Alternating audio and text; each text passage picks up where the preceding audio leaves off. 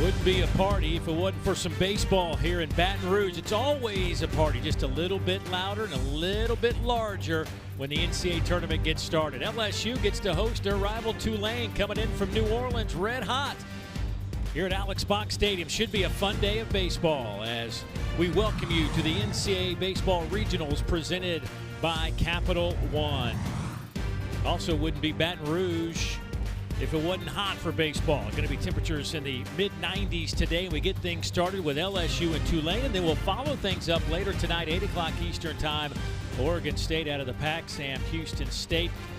Coming in here with some red-hot bats as well. Should be a great day of baseball. And a pleasant good afternoon, everybody. I'm Dave Neal. This is the big right-hander, Ben McDonald. So glad you could join us. And let's start with LSU because obviously they were ranked number one 12 weeks in a row during the regular season. Fell on a little bit of some hard times down the stretch. Nothing too bad. They still won 19 conference games. Yep. But one thing they possess is an outstanding offense. Yeah, the offense has been off the charts really all year. It's been the strength of this team, no doubt about it, averaging over 9 runs per game, fourth best in the entire country. They can bang it, 117 home runs. That's number 4, too. Tommy White is back in the lineup. He's third in the country in RBIs, but it's been Dylan Cruz right at the top of this LSU lineup. Expected to be the number 1 pick when the season began. There's no reason to think he is not going to be that. He's had an outstanding year. 420 batting average, 15 homers, 59 RBIs. How about this? Back-to-back SEC Player of the Year awards. That has never been done in SEC history before. And hitting 420 on the year, the guy just continues to produce, even though you know what he's all about. He continues to make plays in the outfield and swings it well. Back-to-back SEC Player of the Year awards, and that is saying something about just how good Dylan Cruz is. Meanwhile, Tulane comes in here. Remember this, no team in the history of the NCAA baseball tournament has ever had 40 losses coming into the tournament until now. Tulane has 40 losses, 19 wins. How in the world are they here? They won their conference tournament. That's the only reason they're here, right? It was a rough start for them. They go 1-10 to begin the year. Then maybe you look toward the end of the season and say, well, they got some momentum at the end of the season. They really didn't. They dropped 6 of their final 7 games, but they won their conference tournament, and the offense took a giant step forward. And their reward for winning that conference tournament is they face LSU, and they face the best pitcher in the entire country in Paul Skenes. Mr. Skenes will be on the bump when we come back. We'll break it all down for you. Tulane and LSU coming up on the other side.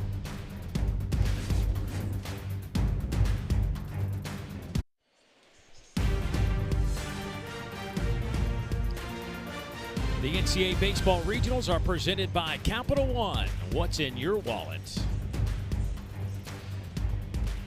Jay Ullman, head coach of the Tulane Green Wave, bringing his club in here. Will coach third base this afternoon on a warm day. Matter of fact, these two teams played in the regular season, and LSU won 11-5. But the last time they played in the NCAA tournament against each other was way back in 2003, back at the old box, now in his 4th season.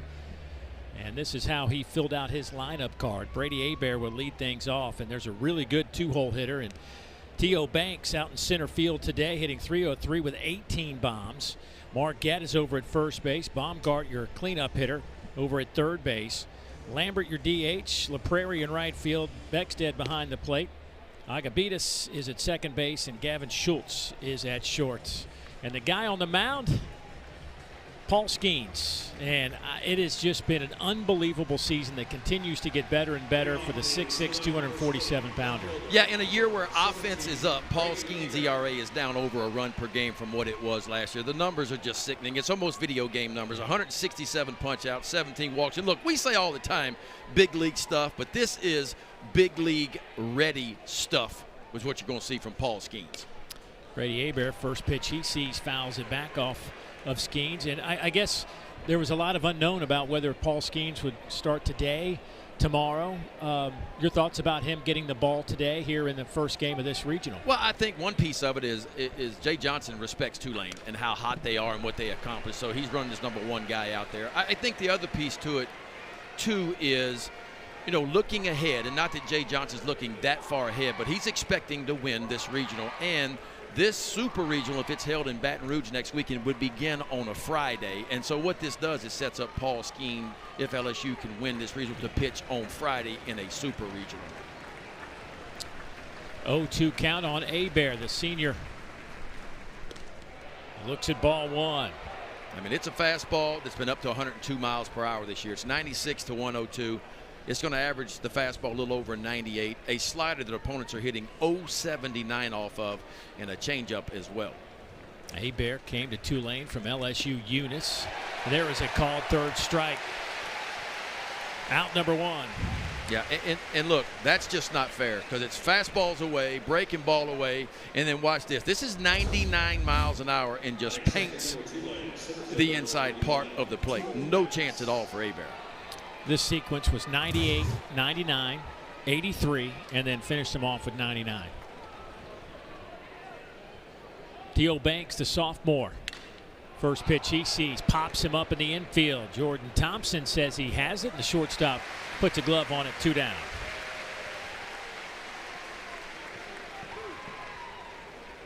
And now you get to Brady Marquette, the first baseman, a 3-hole hitter. Batting third for Tulane, first baseman, number 33, Brady Marquette. Marquette comes in with a 300 average. Top 3 guys in this lineup all hitting over 300 for Tulane.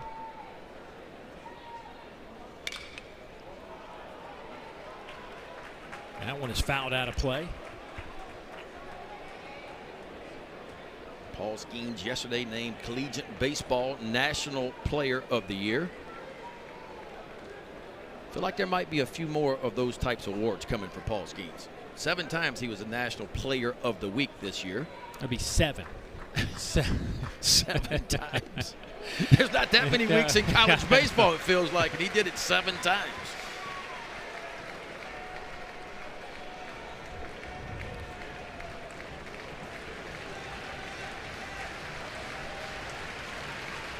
Here's the 0-2. Fouled off at the plate. We'll do it again. Marquette missed the final 5 regular season games, returned for the AAC tournament, and went 7 for 21 with a home run down in Clearwater. Yeah, this is a top in the lineup that can do it for Tulane. The struggles they had, but not so much in the conference tournament, was the bottom part. Can the bottom part be productive for Tulane? Boy, slides that one in, catches the outer half of the plate in a 1-2-3 frame. A 9-pitch inning for Paul Skenes. A good start for LSU. They're going to grab their bats when we come back.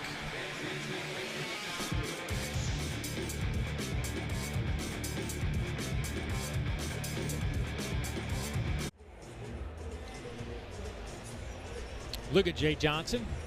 Now in his 2nd season as LSU's head coach. Feels like this is a team that has it all to make a deep run into Omaha, but it all starts right here this afternoon. And he is excited to have one of the better hitters in all of college baseball back in his lineup today, and that is Tommy White, who is going to hit actually 2nd today. It's only the 3rd time all year that Tommy White is hitting the 2-hole, but Dylan Cruz will start things off. And then Trey Morgan, Hayden Travinsky, who has just been ripping the cover off the baseball since he has been the everyday starter behind the plate. Beloso is your DH. Dugas, Jobert, Thompson, and Pearson round out the lineup. And here's a guy, Ben, you know quite well, Dylan Carmouche. Yeah, 6'6" out of Denham Springs, Louisiana. I coached him for 2 or 3 summers, and he's had a good year. A little bit of a slow start. Actually, the start was good. It kind of got slow in the middle, but then he really picked it up. I tell you what, he had 2 outstanding efforts in their conference tournament. First pitch to Dylan Cruz. Extends his hit streak to 9 games. First pitch he sees is slapped into left field. Well, let's take a look at Dylan Carmouche's scouting report. This is what he's done on the year, 5-8. Don't be fooled by that 5.44 ERA. He's pitched much better than that. He can punch out 100 punch outs. Fastball is 88 to 92. He'll sink it, but the changeup for him is the one to watch, folks. It is the difference maker. Big time swing and miss. 44% swing and miss on a changeup. College baseball average on that pitch is about 33%. And here is Tommy White. Big cut for Tommy. Sat him down in the SEC tournament. Was just physically banged up. Sat him down, and you know he wasn't feeling 100% because in the game they lost in the SEC tournament, they had plenty of opportunities with runners on base, and Tommy never got a bat. And back-to-back singles now through the left side. Good-looking swing from Tommy White. Yeah, this is how close the game of baseball is. You know, if those balls are 4 or 5 feet to the right, but it's 2 up and 2 down for Dylan Carmouche. But instead, both of the ground balls get through. And here comes LSU here in the bottom of the first and second, and nobody out. And Trey Morgan steps to the plate. Trey, the junior out of New Orleans. Been playing both first base and left field throughout this season. And he looks at a first pitch strike. Had 3 hits in a game against Arkansas in the SEC tournament. Been a little bit of a struggle of late, though, overall for him at the plate. 11 for his last 48. High chopper. This could be 2. There's the Schultz out at short. And that is exactly what Dylan Carmouche was looking for. That'll get Cruz over to third, but there are now 2 down in the inning. And Dylan Carmouche can do this too. He throws a lot of two-seam sinking type fastballs. And he had one thought, and that thought was, I got to find a way to create a ground ball. That's exactly what he does. Over to Agabitas, who flips it over to Schultz, and that's an easy 4-6-3 double play. And Tulane just 1 out away from getting out of what it could have been a tough inning for them. Here's Hayden Travinski. Hayden has been some kind of offensive machine. Spent much of the years as a backup to Brady Neal, but Brady, the freshman, has a sore back and hasn't really caught much in the last month, opening the door for Travinski to get back in the lineup.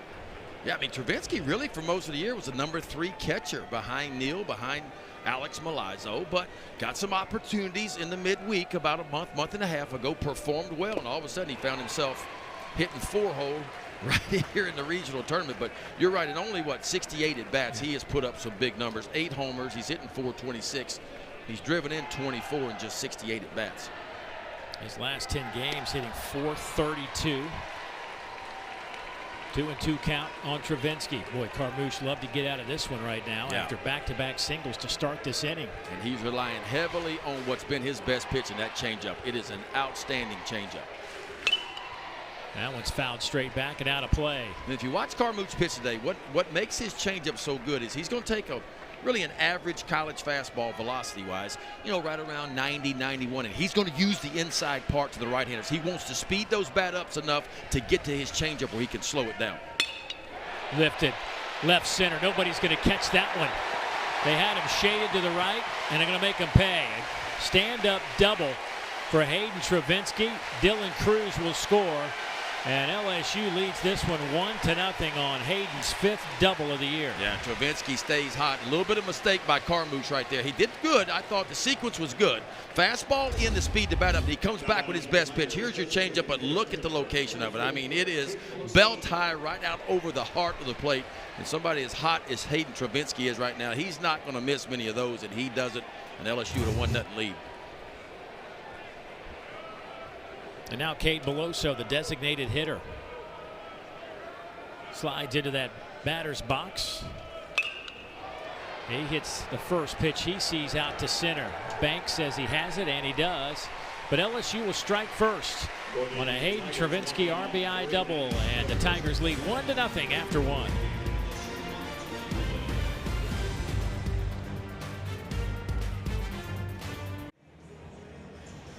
Well, ESPN is the home for the NCAA College Baseball Regionals and for around-the-clock multi-game coverage. Scan the QR code below. ESPN Plus subscribers can access expanded coverage with Squeeze Play, but it is one of the great things that we do here in the NCAA tournament is Squeeze Play. For people like me that can't operate their smartphone. Glad you asked, Ben. How do you do? I mean, my son can normally operate it for me. Well, pull your phone up, get your camera out, and just put it right on the QR code. And it scans. And it scans, and it'll say when you hit when it scans, it says ESPN.flow2.it, whatever that means, and then you hit that, and it takes you right to Squeeze Play. It's like the greatest thing ever. Oh, that is cool. Yeah. Base hit. Good start for Tulane. As Simon Baumgart, the third baseman, leads off the second with a single off Skenes. And you get to see your little buddy Chris Burke if you do that. The only question I got about that is Berkey in a booster seat. That's all. I mean, Berkey, I hope you're watching, but I'm just wondering if they got you a special booster seat where you could see over the table and over the screen. Love you, buddy. Well, there's only one way to find out. Hit the QR code. There you go.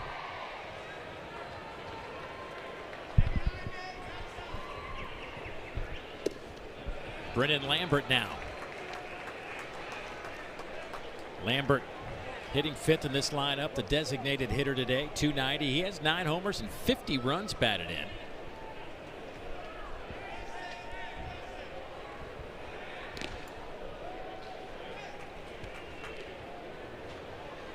It is a hot, humid day here in Baton Rouge, which it should be this time of the year. And so pitchers want to conserve pitches, want to conserve energy whenever they can, because it's going to be a tough day to pitch.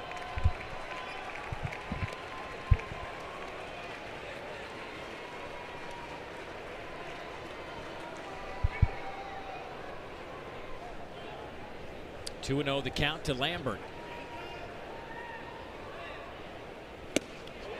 Comes back with a high heater at 99. And again, the fastball's averaged a shade over 98, and it's been a remarkable jump in velocity for Paul Skenes, who had Air Force last year. Fastball averaged about 93 miles per hour. It is averaging over 98 this year. And you can see with that pickoff move, he is a good athlete. Don't be fooled by his size at 6'6", 250 pounds. Everybody forgets he was the John Olerud two-way player of the year last year at Air Force. Obviously has focused just on pitching this year, and he's gone from what most people thought this time of year, back end of the first round, maybe a second rounder, to arguably it could be, depending on what the Pittsburgh Pirates want, who have the first pick. Do they want a pitcher or do they want a position player? But he could be taken #1 overall. Man, it'd be hard-pressed not to take a Paul Skenes. I mean, what's... The only thing is, and all the data that we have over the year, and most GMs will tell you, how about that sweeper right there? And that's kind of the new pitch, and he told us yesterday he got with Wes Johnson, and he recreated the shape of his slider. And he went to more of what the big league guys are throwing now. The sweeper craze is in. It's still a slider, but instead of it having more vertical drop to it, it stays more on a horizontal plane, and he can really sweep it more than the width of the plate, and that's exactly what he did there. Now it's Jacob LaPrairie, the right fielder. But going back to your question, position players have outperformed pitchers in the history of the draft at the top of the draft. And that's what's gotten some GMs away. Now, sometimes a Steven Strasburg comes along. Right. Sometimes a Paul Skenes comes along and you forget about all that data that you have. And you say, this guy is clearly the best and going to benefit us the most. And so the Pirates have a decision to make. The Nationals will draft second. Well, that ball's hit hard out to right. Joe Baird to the wall, makes the catch. And this is going to be a double play. And Tulane ran themselves out of the inning. Baumgart was all the way over at third base. Wow. Do it, Braden. Joe Baird.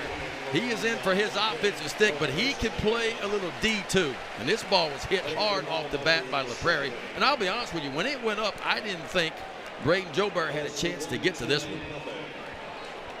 Boy, tough break for Tulane. That ball was mashed off the bat of LaPrairie, but instead it turns into a double play. Boy, it looked like a fastball. Yep. Miller, nice job of getting the back barrel to it. And it looked like it was going to be over Joubert's head. But Joubert gets an outstanding jump on it. Here it is. You see Joubert on top right of your screen. He goes back wide open, right on the track. He leaps up and gets it done and gets LSU off the field.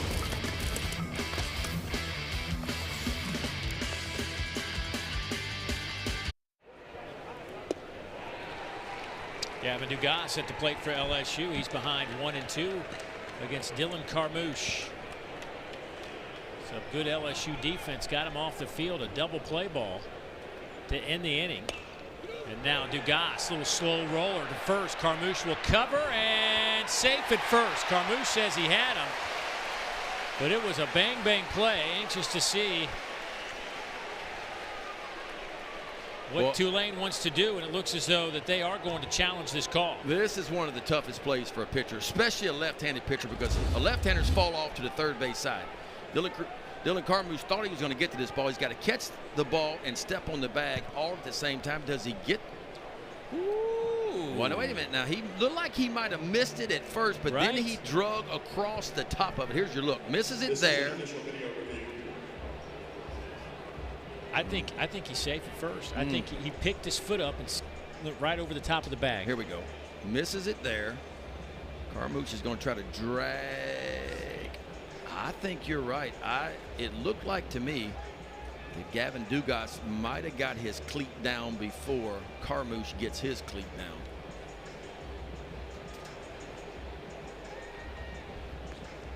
Clear miss here. I mean, it's a swing and a miss right there. Then he gets on it.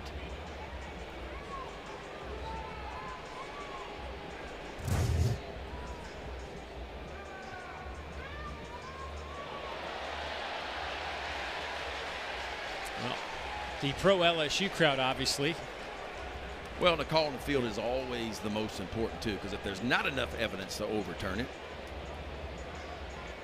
Yeah, it's great to have 9,000 umpires on hand today, but I just think that Dugas. Yeah, I mean, it's super close, but in the slow motion that I saw, I just think the foot of Dugas gets down just before Carmouche.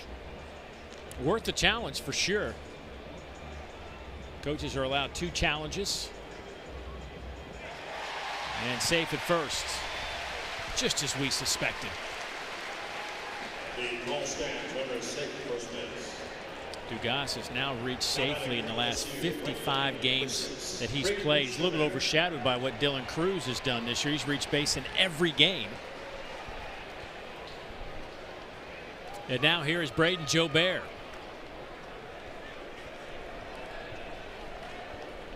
Redshirt junior right fielder. His first at bat against Carmouche.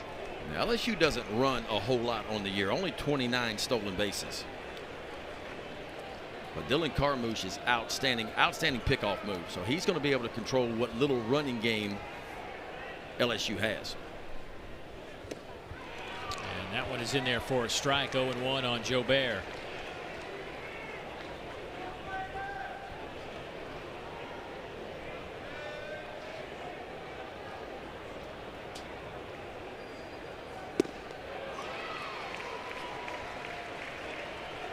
LSU's run a little bit more of late. They've got 11 stolen bases in their last 8 games. Well, they have a couple guys. Now, Dylan Cruz has not run a lot this year. He's 6 for 6 in stolen bases, but I think it's just by design. Yeah. Maybe the reward is not worth the risk.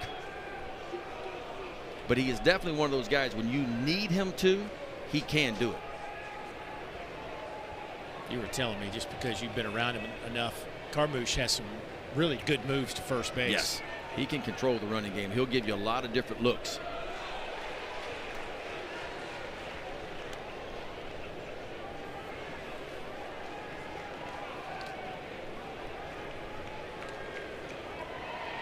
He'll slide step from time to time.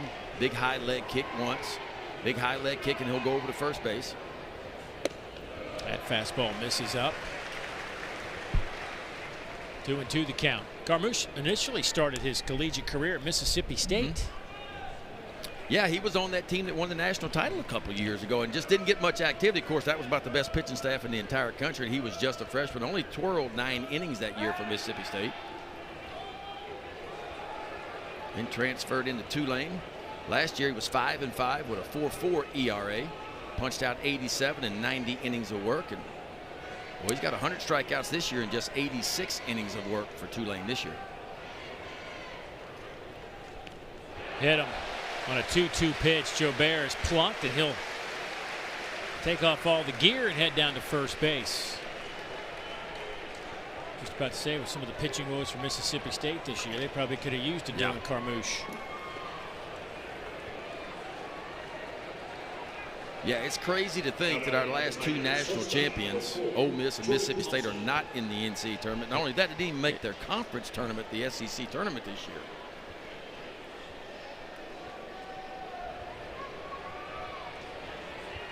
So now it's Jordan Thompson.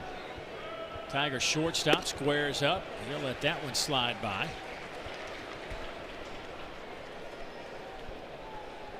Jordan hitting .257 on the year. Does have 11 home runs.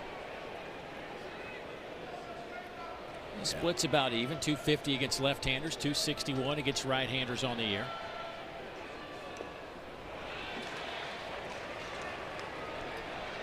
And something LSU does not do a lot of, sacrifice bunting. But Dylan Carmouche is outstanding, as we mentioned earlier, in creating ground balls. And that's what he's trying to do here. So Jay Johnson, the head coach for LSU, trying to stay out of a double play, move those runners to second and third with just one out. 12 sacrifices all year. That's it.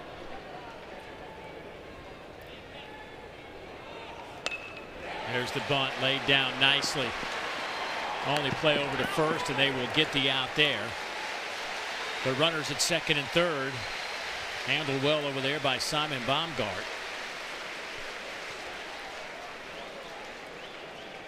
At the plate for LSU, left fielder number 11, Josh Pearson. And now the 9-hole hitter, Josh Pearson.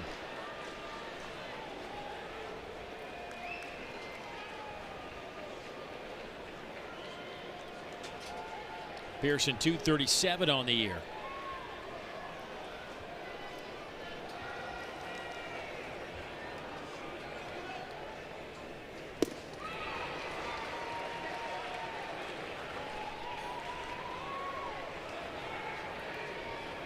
And there is Dylan Cruz waiting for his second opportunity to hit this afternoon. Got a single his first at bat, scored the lone run of this game to this point.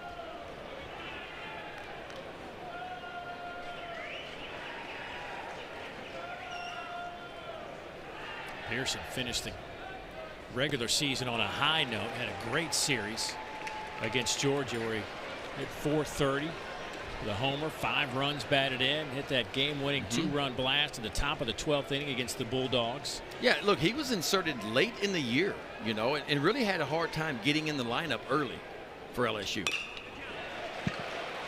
be a tough play, charged there by Agabidas, and they do get the out, but a run will score as Dugas will touch home plate, and it's 2-0 LSU.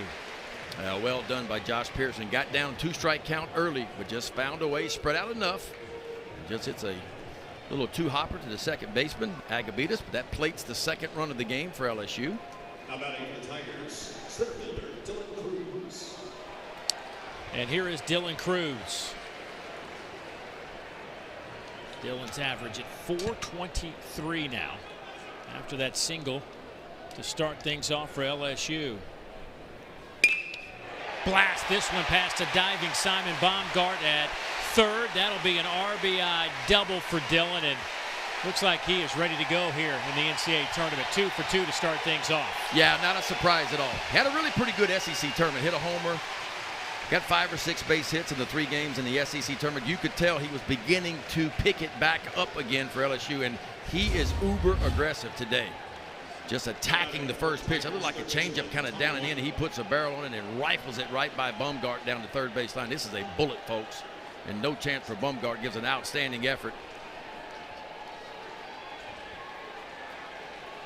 Ha! Wonder who he's calling. Who's he calling over there? I don't know. Wasn't me. Might be calling the Pirates. Yeah. Say, hey, you guys watching what I'm doing right now? His 14th double of the year. Dylan's seen 2 pitches, has 2 hits. And here's Tommy White. He singled his last time up.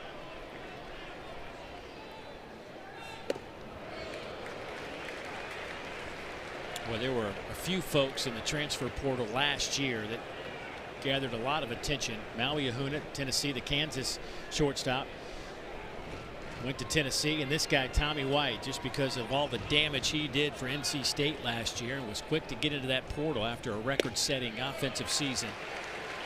Yeah, Tommy White, his freshman year at NC State last year, 362, 27 home runs, which was what, a national freshman record. Yeah. And they're going to walk him. And why would you pitch to him at first base open right now? You'd rather face the left-hander, Trey Morgan, who's on deck.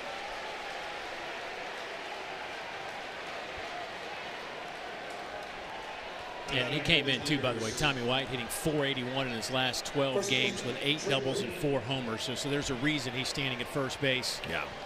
And he's been even better than that with runners in scoring position this year. He has made his hits matter, and that's the reason why he's got 91 RBIs on the year. Well, here's Trey Morgan hoping they can do the same thing they did to him the first time up, and that was a ground ball out to second base. It started a double play. They don't need it now with 2 outs, but they would love the ground ball to the right side, and there's a little check swing fouled off.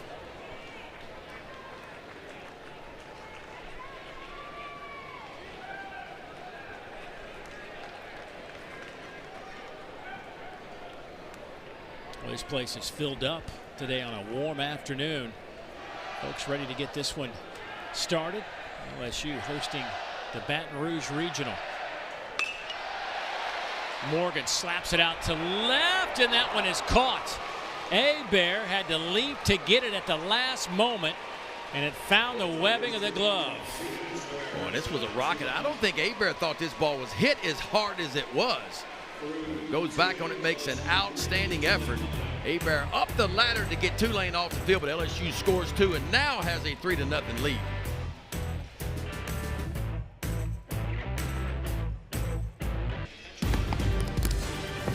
You are watching the NCAA Baseball Regionals, presented by our friends at Capital One.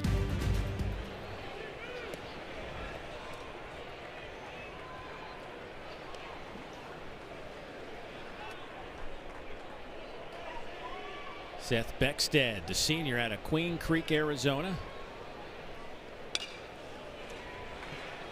Fouls that one straight back. Tulane went 4-1 to win the AAC tournament. And they knocked off a really good East Carolina team in the championship game. It still, of course, got an at-large bid, even though they didn't win their conference tournament. That one is popped up. Trey Morgan in foul territory, shielding it from the sun, and he completely lost it.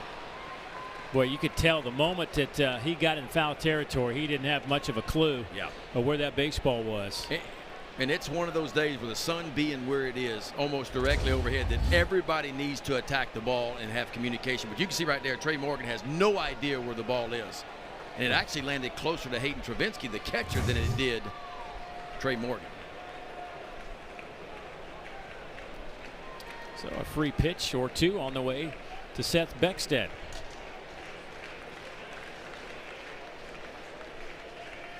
This Tulane team found some offense in that AAC tournament, but hard to find it against this guy, Paul Skenes, today, as Beckstead is out via the strikeout. And that's a hundy, folks. Triple digits.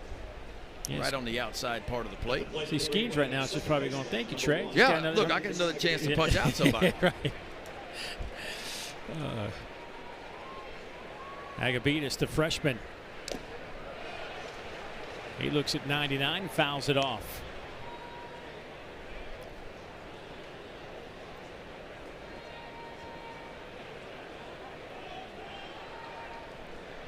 You know, I'm a body language type of guy, and Paul Skenes to me just looks like he is there to dominate. Do you know what I mean? Like, his body language tells you, like, this is not your party, and why are you here? How about that?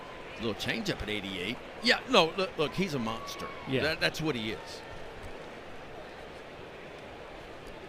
I mean, and when I tell you it's as close to big league ready as I've seen in a long, long time, this is what you're looking at.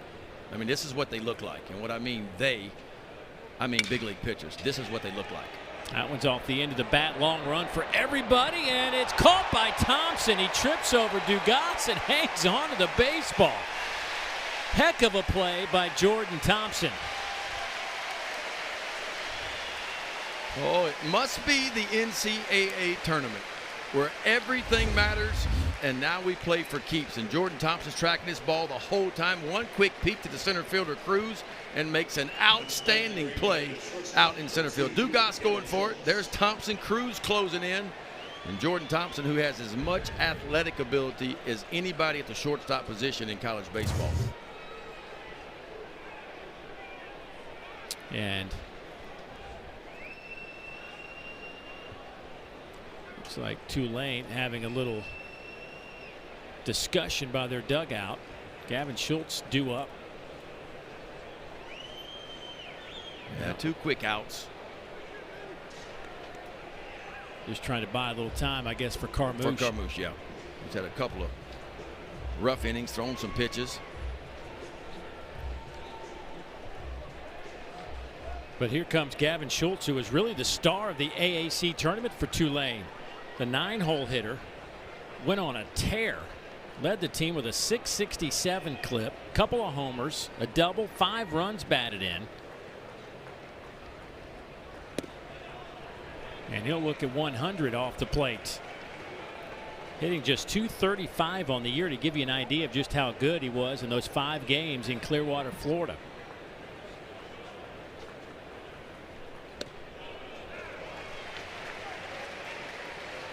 Schultz also serves as not just their shortstop, but he's the team's barber. Actually opened up his barber shop, if you will. Well, that's handy. Right before the team headed over here to Baton Rouge, gave a few of the guys a quick little cleanup for the NCAA regional. I don't believe I'd want to be first. You know what I mean? Like, I want to see what it looks like. You know what I'm saying? Like, I might be third in line, but I'm not hopping to the front of the line. Skenes possibly hopping to the front of the line for the MLB draft. Looking sharp. 5 strikeouts.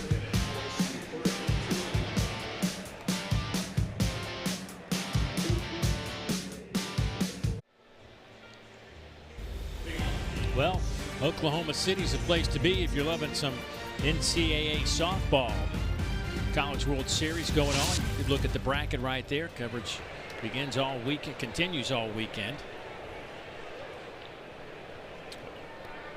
Oklahoma with a big win to get things started. Florida State won last night.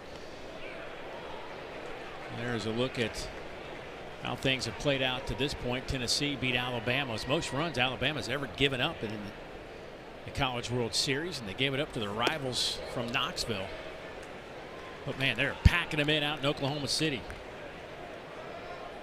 Very similar to what we're seeing here today. I mean, there are not a whole lot of empty seats here at the box. That one's fouled back off the bat of Hayden Travinski. Hayden, his first time up today. Doubled, picked up an RBI. 5 hits already for this LSU offense. That ball's high in the air. Down the line and left. Long run for Hebert, and he runs into that wall. Full speed ahead. Couldn't hang on, and let's just hope he knocked the wind out of himself. Boy, he went in there and did not slow down at all. Boy, the boys are playing wide open today. Jordan Thompson, Hebert, both Heberts. A lot of cushion on that wall, but behind that 6 inches of foam is nothing but concrete. And Hebert hard into that left field wall.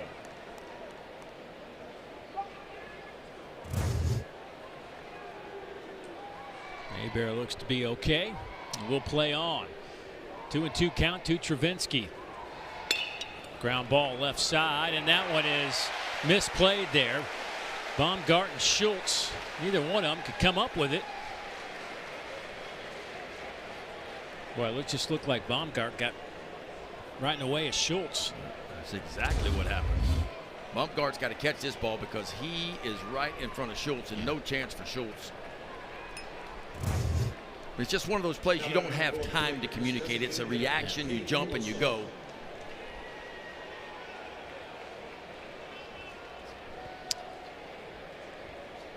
Boy, Travinski, they'll give him a base hit on that. Now he's pushed his average up to .481 over the last 15 games. You're starting to get a decent sample size now. And that's Dylan Cruz's. Dylan Cruz is. Gabe Beloso 0 for 1 with a fly out today, hitting 5th in the lineup. That ball smoked back up the middle. Banks will field it on a hop, but LSU again with 2 on and nobody out here in the bottom half of the 3rd. Well, Jay Johnson put 4 left-handers in his lineup to face the left-handed pitcher, but if you look deeper into the numbers, Dylan Carmouche gets righties out. He's a reverse splits guy, so the lefties actually hit him better than the right-handers do. And the reason is because the changeup is so devastating against right-handed hitters. Carmouche has allowed 7 hits and 3 runs to this point. Pitched a couple of times last weekend in Clearwater.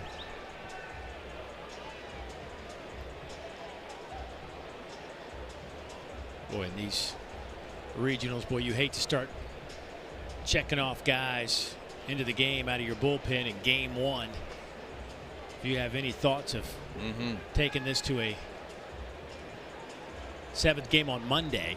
Yeah, Carmouche performed well in the American Athletic Conference tournament. He went 8 innings against Memphis, only gave up 2 runs, punched out 9, and then just 3 days later he came in against East Carolina and worked the final 3 innings of that game, only allowing 1 run. So in the conference tournament, 11 innings of work, 3 earned runs for Carmouche. He gets Gavin Dugas now. The long-time LSU Tiger with 2 on. Squares up the bunt and pops it straight back out of play. Boy, in 3 consecutive innings, LSU's put the first 2 guys of every inning on.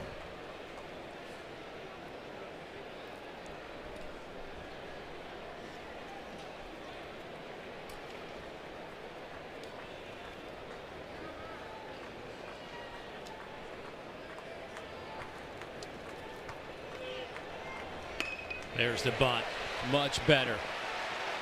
Throw over to first just in time. They'll get the out, but the runners move up. And a nice job by Dugas, who almost got a base hit out of that.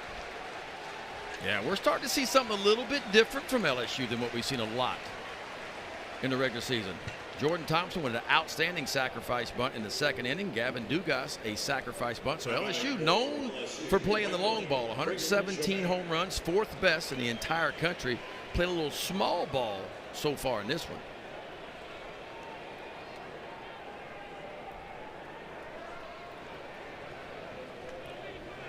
Here's Braden Jobert. They're looking at 90-mile-an-hour fastball for a strike. 0-1. Jobert's first time up was hit by a pitch, came in to score.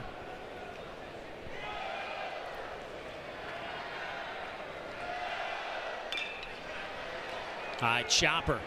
Only play is going to be over to first base, so that'll get a run home. So Jobert does his job, and it's now 4-0 LSU as Travinski touches home plate. Well, you get them over and you find a way to get them in. And when you don't need a base hit to score a run, and that's twice LSU's executed that. Josh Pearson with a routine ground ball to second, gets an RBI in the 2nd. And now Braden Jobert with just a little one hopper over to the first baseman, plates the 4th run of the game for LSU. The shortstop, Jordan Thompson. Off speed, swing and a miss. Jordan out of Chula Vista, California.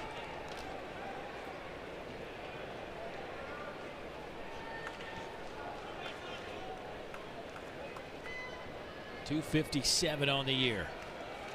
And he was trying to punch that one down the first base line and misfired. It's 0-2.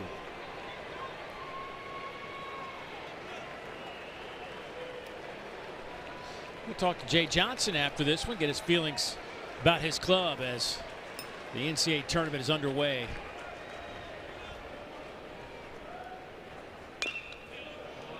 You know, Jay Johnson, of course, came from University of Arizona, where he took Arizona to, what, 2 College World Series appearances in 5 years. And he said, when I took the job here at LSU, it was the only job in the country that I would leave Arizona for. And his quote was, I wanted to put LSU baseball back at the forefront of college baseball when he took the job. And he's done exactly that in just 2 short years. This is the first time LSU has been a top 8 national seed since 2017. First time they've hosted a regional here in Baton Rouge since 2019. Arizona's old team out in the Fayetteville, Arkansas regional. Swing and a miss. Pulled a string on that one. So Thompson is out, but another run on the board. LSU leads 4-0. We'll talk to Jay Johnson when we come back.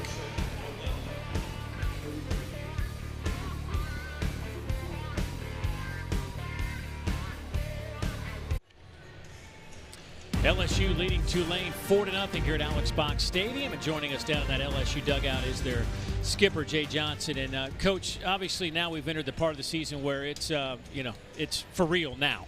So curious about thoughts on managing a team versus regular season SEC tournament and now the NCAA tournament. Yeah, it's all about winning, as it always is around here. But, you know, it was good to get a couple days off last week, and then we got some good work in this last week, so we're ready to go. Well, the offense looks good, Coach. A little bit different. I mean, you guys have sacrificed money a little bit throughout the season, but it's not been your strength, but it set up 4 runs for you so far today. Yeah, we're just keeping you on your toes, Big Ben.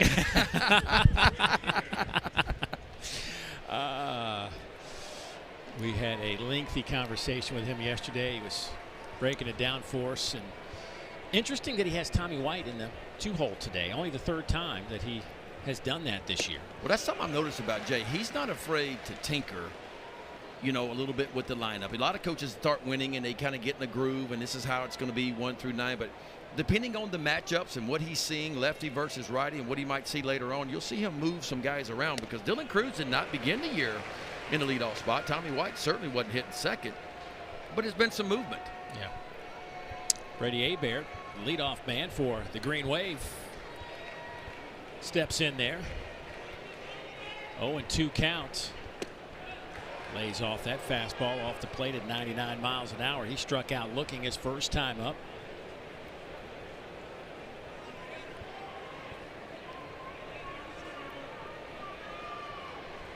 .32 pitches for Skenes. Yeah, he's been efficient so far.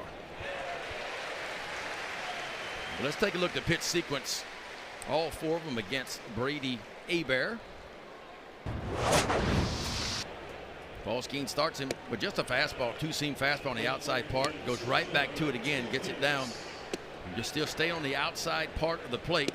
And really just another fastball. And the thing about Paul Skenes is the velocity is obviously better than most. But if you'll watch the run, he has a lot of left to right. And everybody thinks he throws a lot of 4-seam fastballs. He throws as many 2-seam fastballs as he does 4-seam fastballs. And it just gives it more of a horizontal run, you know, moving hard left to right. Banks, check swing. What did you like throwing better, your 2 or your 4-seam? We were always taught on arm side, so inside the righties, away from lefties, we threw 2-seam fastballs. Inside to lefties, away from righties, we threw 4-seam fastballs. We're in a time now where I think a lot of guys are throwing one or the other, and we're spinning the ball the best we can, and we're pitching up in the zone.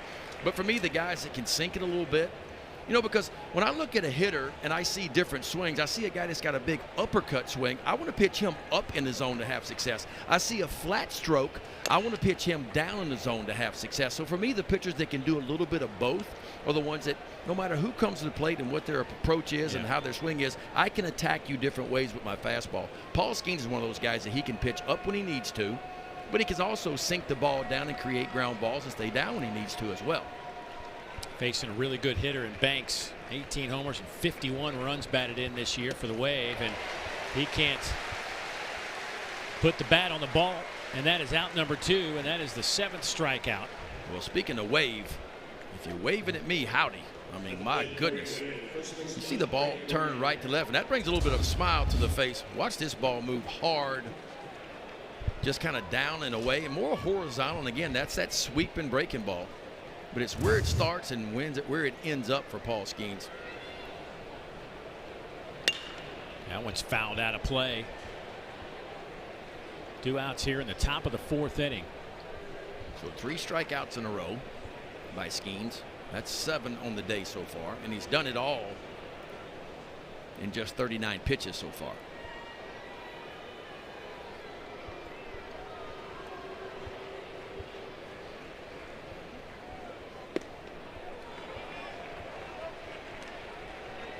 Margette hitting 3rd in this lineup. 302 hitter coming into this one. He was another strikeout victim back in the 1st inning.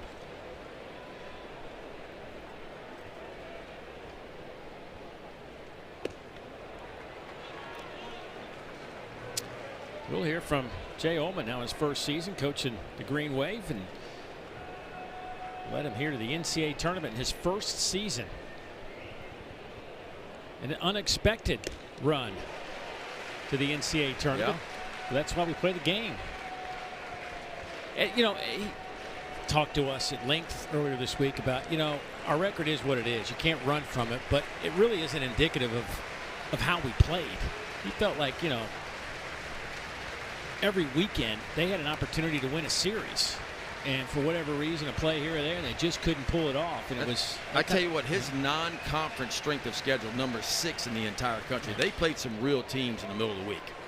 I mean, when you're number 6, and let's not forget, he told us the story and where the transfer portal is in today's game, and now he lost his closer, 2 weekend rotation guys. That's another reason why they're sitting where they are right now. And unfortunately, that's kind of where we are in the game of baseball now. You sign guys, you develop them, you turn them into really, really good players, and there's a chance that they leave. You know, that's just part of where we are, and it certainly hurt them. I mean, when you lose 3 or 4 of your real dudes that you're counting on next year and they end up transferring and hitting the portal, it hurts.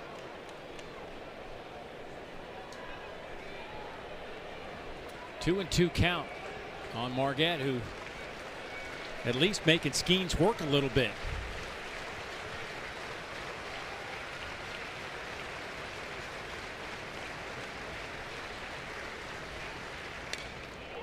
Fouls another one off. And Skenes throwing a little bit of everything at him, too. That's the changeup. Skenes uses that changeup only about 7% of the time.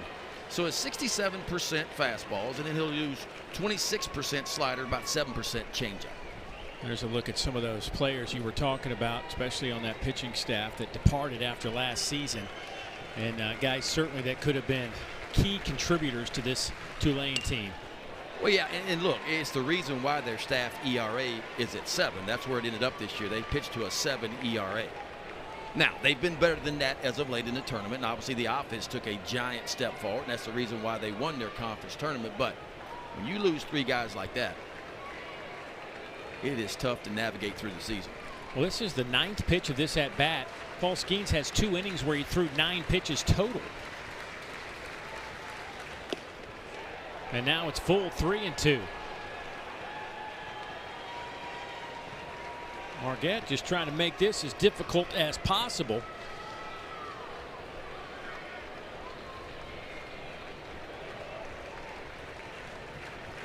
A sophomore out of Milwaukee. That one is off Skenes. Tommy White fields, or can't field it, and it'll be a base hit. What an at-bat right there. That's one of the best at-bats against Paul Skenes anybody had this year. Outstanding. Because Marquette saw a little bit of everything. He saw the fastball, the 2 and the 4-seamer. He saw the changeup. He saw multiple breaking balls, and finally he gets a ball and hits it right back up the middle at Paul Skenes. Just a fastball working away from him, and he just barrels it up. Hits Paul Skenes. Looked like off of his left leg. I think even when Tommy White comes up with that ball, no chance of getting Marquette. Second hit of the day for Tulane. Simon Baumgart gets an at-bat here, and he'll look at ball 1. I would say this, that might leave a bruise, but I don't know how badly that hurt Skenes. He has got one of the bigger lower halves going right now. Might have made him mad.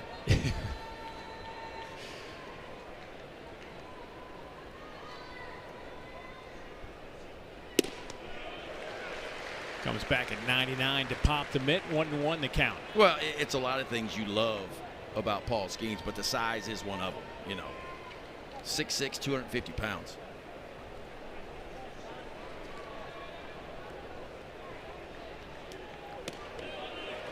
You know, and he's a young man that just gets it. Obviously coming from the Air Force Academy, he donates $10 for every strikeout to Folds of Honor.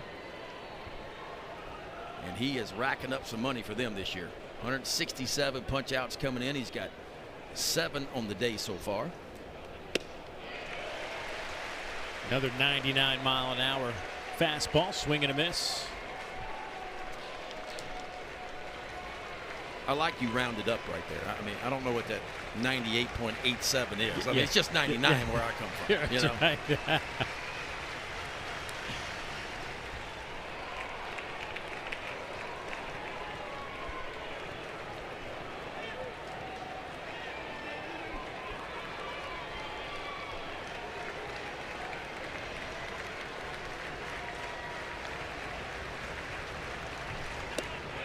Called strike 3. Inning is over.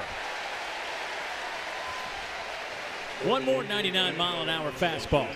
Yeah, and Paul Skenes punches out the side, too. 2 swinging and 1 looking. That way he picks up his 8th punch out. We'll take a look at all 3 of them. Just an elevated fastball running away. He comes back with a really good sweeper on the outside part of the plate, and then dots an eye on the outside part of the plate. LSU up 4-0 going to the bottom of the 4th.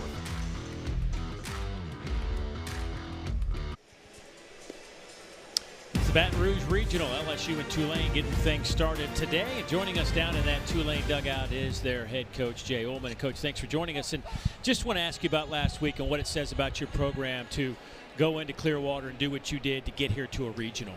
Yeah, just really proud of the guys. You know, a lot of people would have folded their tents and packed up and gotten ready for summer baseball, and our guys didn't do that. They wanted no part of that, and they saw that as an opportunity to start 0-0 and get after a tournament championship. Coach, what can you do to get to Paul Skenes?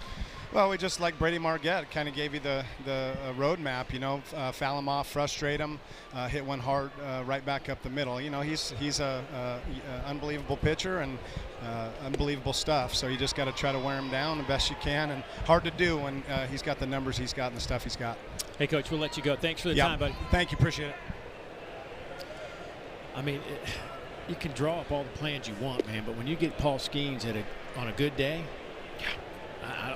well, it's why the history of baseball, good pitching has always beat everybody. Yeah. And, you know, that's why starting pitchers are so valuable, you know, which brings us back to the top of the draft again. And what do the Pirates do?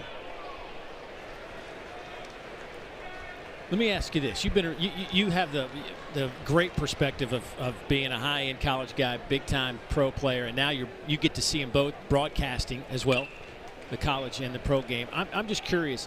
If you say he's big league ready now, is he big league ready starting pitching, or is he big league ready maybe throw him in a bullpen? I think tomorrow you could throw him in a bullpen towards the back end, and he would do fine. He would hold his own. Now, I still want him to get a little bit more experience because it's different being a starting pitcher at the big league level versus a relief pitcher. Relief pitchers can come in and they can just blow, you know, not really worry about command and control, but your starters have to go through, and you'd like for them to go through the lineup 2 or 3 times. Paul Skenes certainly has the capability of doing that. Having said that, you know, I think he needs, while the first 2 pitches are so dominant, the fastball and the slider, I think he needs to work on the third pitch a little bit more. Now, he does flash a really good changeup from time to time, but for me, at the big league level, that changeup's got to be a little bit better, a little bit sharper, and use it a little bit more. So there's a little bit of growth there, but he's certainly a guy that could be a fast climber. I mean, we saw Zach Neto, the shortstop for Campbell last year. He's in the big league starting right now with the Angels. It would not shock me at all if Paul Skenes in the big leagues next year. Carmouche, speaking of change up, threw a nice one there to get Pearson, and now the lineup flips back to Dylan Cruz, who's just like Skenes, high on that draft board for a lot of teams. He has a couple of hits today, a single and a double, picked up an RBI his last time up, and looks at a strike. It's 1-1 to Cruz.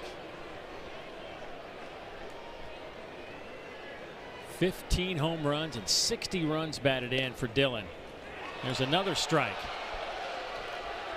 And they're going to play 4 outfielders right now against Dylan Cruz. There is no second baseman.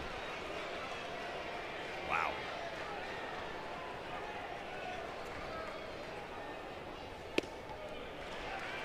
You know, if you look at the spray target for Dylan Cruz, if he hits it on the ground, more times than not, it is pulled to the left side. That's what he does. He gets it in the air. Now, he can really spray it in the air, so it kind of makes sense. Very rarely do you see him hit a ball to the right side on the ground. The 2-2, and that one's off the plate. It's run full. Boy, I haven't seen 4. Now, we have seen the shift where you have a shallow right fielder or even a shallow left fielder on a. These are 4 traditional-looking outfielders in terms of where they're playing, depth-wise. And that one is out to left center, and you could have had 6 outfielders out there, and that still would have been a base hit. 3 for 3 for Cruz today. Well, the 2 stars doing what they do. Skenes and Cruz. This is the time of the year you want your stars to show up, and so far for LSU, the stars have shown up. Dylan Cruz 3 for 3. Skenes doing his thing on the bump. And that was a pretty good effort right there. That was a changeup down the way. He just stuck his nose right on it and found the barrel out towards center field. Tommy White looks at a strike. Tommy singled and walked in this one. I mean, his numbers, if it wasn't for Dylan Cruz, I mean, we'd be off the charts about Tommy White at 390 and those 91 runs batted in. And if you think about it, look, he's missed some time. We talked about the game he missed in the SEC tournament. He missed the game early in the year. He got hurt the first game of the year way back in mid-February and missed 4 or 5 games. So if he's been a guy that would have stayed healthy, you know, you'd be looking at 100 RBIs right now. And you get to 100 ribbies in the college game, you know, over the course of 58 games, that's loud. That's really loud. That's a pretty good list of offensive players right there. Popped him up right side in the infield. Agabetas there to make the catch. Boy, those pop-ups today going to be a interesting out with these white clouds and a sun just blasting this field. And here's a guy that had a little trouble with one defensively earlier up in the sky. Trey Morgan comes to the plate.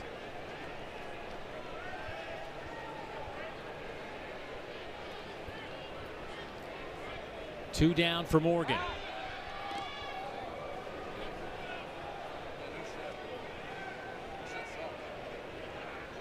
We've talked about Carmouche has a really good move over there to first base and actually made that a lot closer than it probably should have been with Dylan Cruz.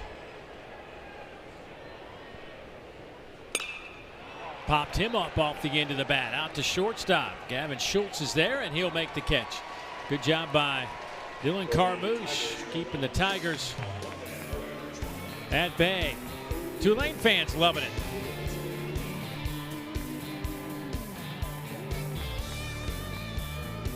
The regional baseball has begun. And we are in Baton Rouge, and this is what our bracket looks like. LSU and Tulane kicking it off. Oregon State, Sam Houston State coming up later tonight at 8 o'clock Eastern time. Oregon State was possibly a top 16 national seed, but ran into a bit of a trouble in the Pac-12 tournament. They went 0-2, thus landing here in the Baton Rouge regionals. And, of course, tomorrow you see the activity, 3 o'clock Eastern time, an elimination game, and then the 1-0 game will be coming your way at 9 o'clock Eastern time tomorrow night. Tulane down 4-0. Paul Skenes, 70% strikes so far today.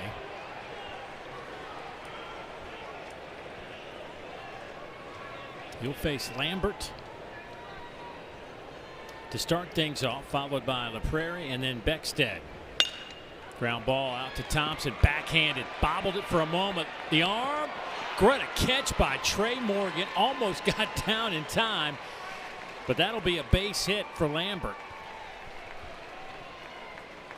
Boy, outstanding effort all the way around. Jordan Thompson, watch him go to the backhand side here. A little bit of a slip right there, but sets those shoulders. A huge arm across the diamond. It would have been in time. Trey Morgan goes up the ladder, but doesn't get that foot down in time. It was on line just a little bit too high.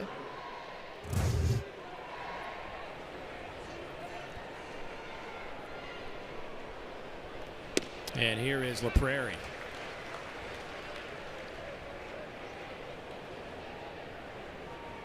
LaPrairie, an interesting story for Tulane. He came in as a freshman in 2021, and they were really excited about the way things were going for him, but then last year just fell on some hard times. He hit just 119 last year in 41 games. And then got off to a little slow start this year, but got back in the lineup for Coach Ullman. And got his average back up around 275 now. And that's what Coach Ullman told us. He said, for whatever reason, we just got off to a bad start. It was a rough start, both on the mound and in the batter's box. And it's a team that hit 250 overall. 81 homers on the year, which was the second best mark in the American Athletic Conference. Stole 62 bases. Out of Lafayette, Louisiana.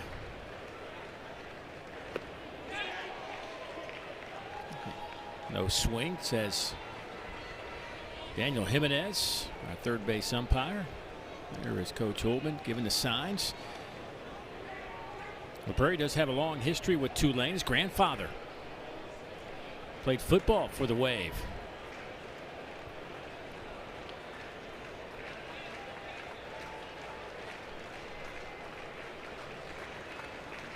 Here's the 2-2. Line. Wow. Oh, my goodness, what a catch. A double play. Are you kidding me? In self-defense, Paul Skenes snags a line drive right between his legs. I mean, is there anything he can't do when he climbs up on that bump? Watch this, folks. I'm talking about a line drive back here, and he catches it between his legs. It acts like it's no big deal. I mean, between the legs. Look at this. Oh, nothing to it.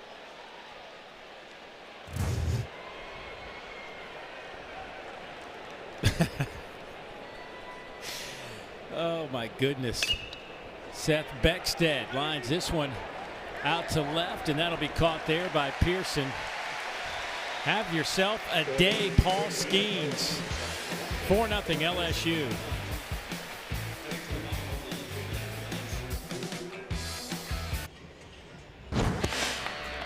Well, Paul Skenes has done a little bit of everything today, including play some defense and help himself out, but he made that look really nonchalant, but I think there's a little more to it than that.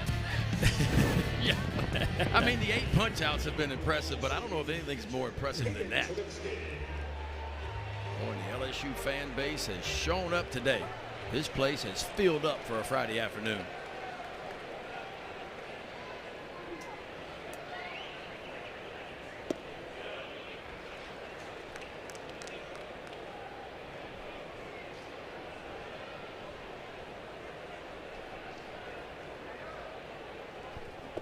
It'll be Travinsky, Beloso, and Dugas for LSU.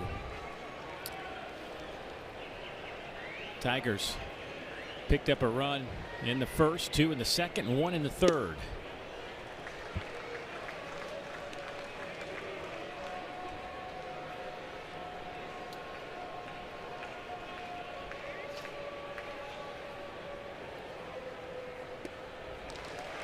And Travinsky draws the walk to start the bottom of the 5th inning. The NCAA Regionals coverage for all 16 sites continues tomorrow on ESPN Plus and the ESPN app. For more information, visit ncaa.com, the home for all 90 NCAA championships. Good look at Alex Box Stadium. Last time these two clubs met in an NCAA baseball tournament game was back in the old box, 2003. Just, I don't know, maybe a quarter of a mile down the street. Now there's a shopping center over there, a little plaza. Parking lot, shopping center. Yeah. I'm all about history, but I'm very excited to be in the new box. The new box has its pluses compared to the old box. 6 straight balls now for Dylan Carmouche. Yeah, Carmouche at 72 pitches now. I mean, it's been some high-stress innings for him. I mean, he has had traffic in every inning. Did navigate through the 4th with some traffic, but did stack a 0.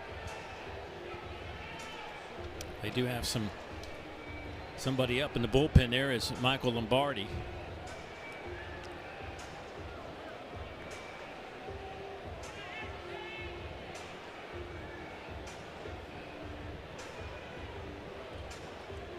Of course, Carmouche used to this kind of heat.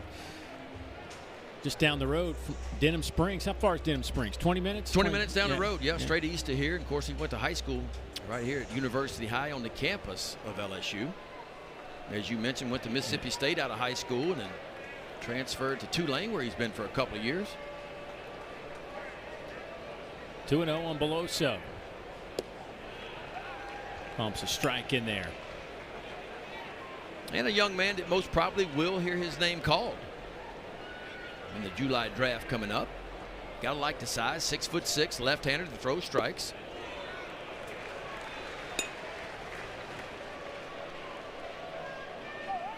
We were talking a little bit about Carmouche earlier and just the struggles early in the year, and I think some of that probably draft stuff starts getting in your head. Yeah, that is very, very common. High chopper over first base. Margette, nothing he could do except watch it bounce over his glove, and now they'll have at the corners first and third for LSU and nobody out. Well, that's just a tough break. You get the ground ball, but bounces 20 feet in the air. Yeah, Carmouche has not had a whole lot of luck. You go back to the first inning, a couple of C&I ground balls get through, another one, a couple of infield hits, here and there. It's not like LSU has just banged them all around the field. But LSU's only struck out twice today, and that's what they're doing. They're finding a way to put balls in play, and a lot of those balls are finding holes, and that might be the end of the day for Dylan Carmouche. Yeah, 76 pitches. I think Jay Ullman thinks that this is a pivotal moment in this game if Tulane has any chance at all. Nobody out, runners at the corners, and he'll make a change on the mound. We will see Mr. Lombardi. We'll update this change when we come back to Baton Rouge. LSU threatening again.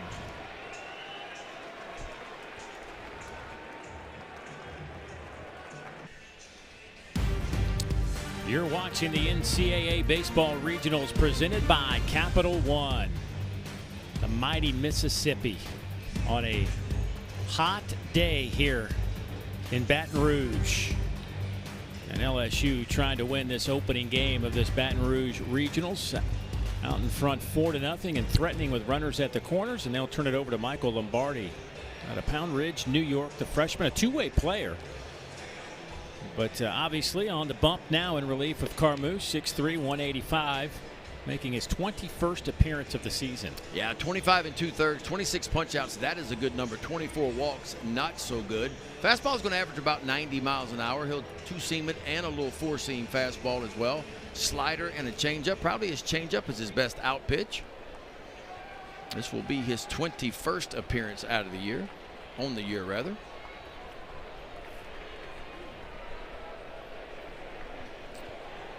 So he'll face Gavin Dugas. Travinsky's over at third base. First pitch is fouled off. And Beloso over at first, but Dylan Carmouche hoping his buddy can help him out here.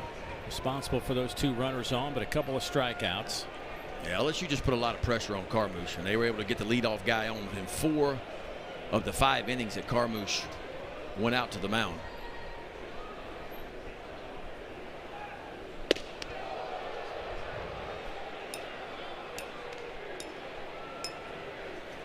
Boy, LSU has been really good with their situational hitting in these type of opportunities today. They have found a way to get that runner home from third base every time, less than 2 out.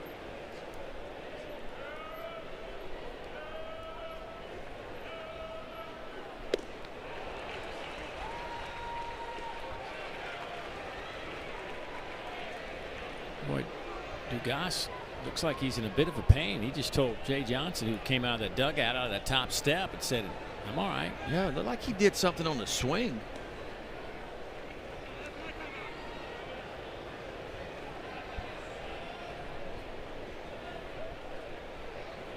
He's behind 1-2 here.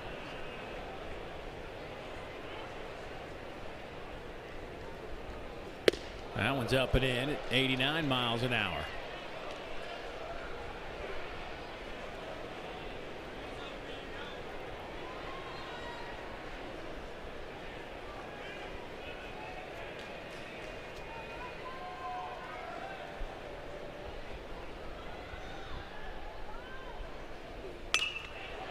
Out to center field.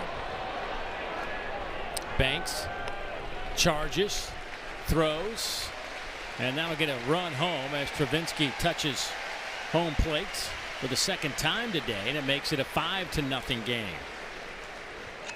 So we'll keep an eye on Gavin Dugas and see if there is any sustainable injury to the longtime LSU Tiger. Been a productive day for him so far. Single in the second, and a sac bunt that led to a couple of runs.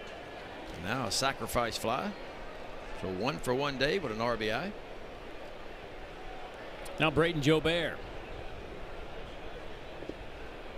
That one's down in the dirt, stopped there by Beckstead.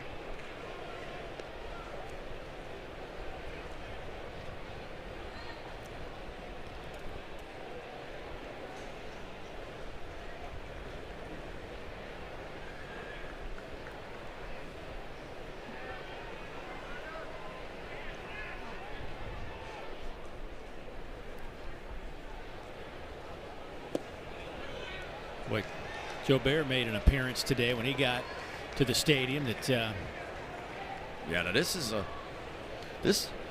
little bit different look that you're going to see.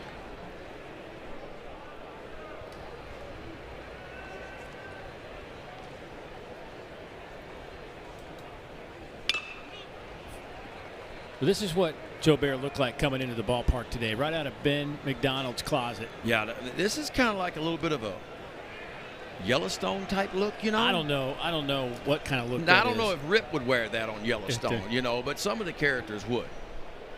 But that's pretty confident. Like, if you're going to wear that, you better make a good play, and he did on defense, and you better be able to hit a little bit, and he's driven in a run so far. So.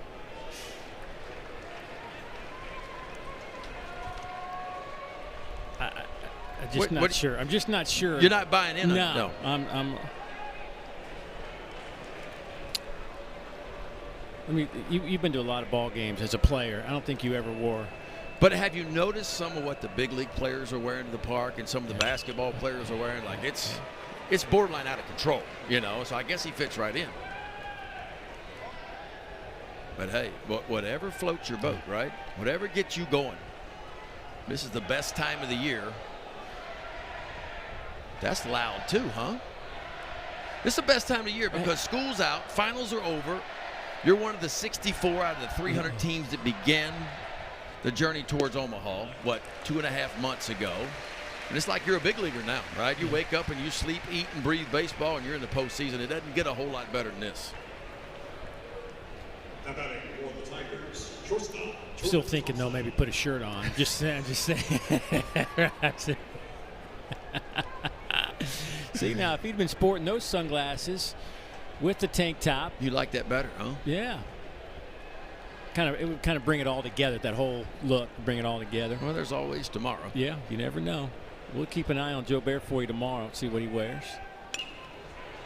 Jordan Thompson fouls that one straight back.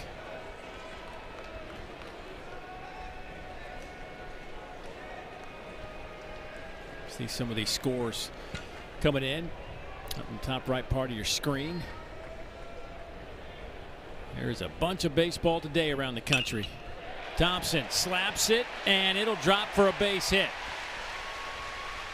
They will cut it off, and the bases are loaded.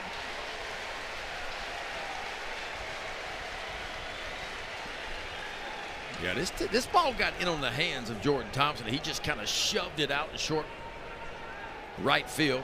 Of course, Beloso on second base. He's got to kind of go halfway to make sure the ball is not caught. He only makes it to third. So Beloso's at third. Joe Bear's at second. Thompson over at first. Yeah, and Tulane going to bring the infield. It's not all the way in. The corners are in. The middle infielders are kind of playing halfway. Pearson, the 9-hole hitter. Picked up an RBI his first time up. Struck out back in the fourth. And LSU has now recorded double-digit hits in their last 4 games. The first time that they have had 10-plus hits in 4 straight games this year.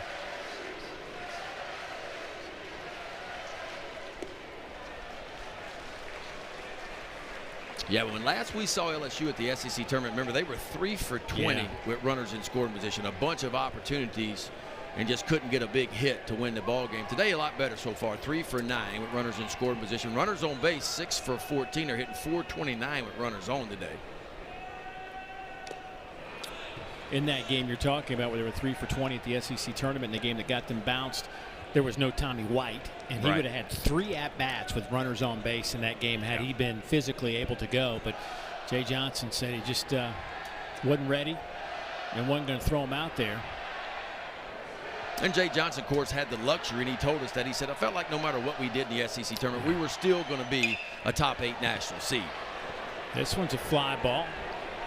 Out to left. Is it deep enough? They'll go to third, and that will get a run home. So Beloso tags up and scores. And that makes it a 6-0 game. So another RBI for Pearson. 2 today. Gives him 21 on the year.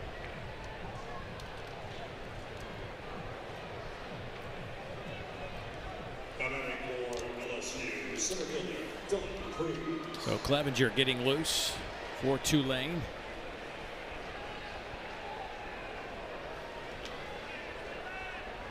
Won't take long to get loose today in this warm weather, that's for sure.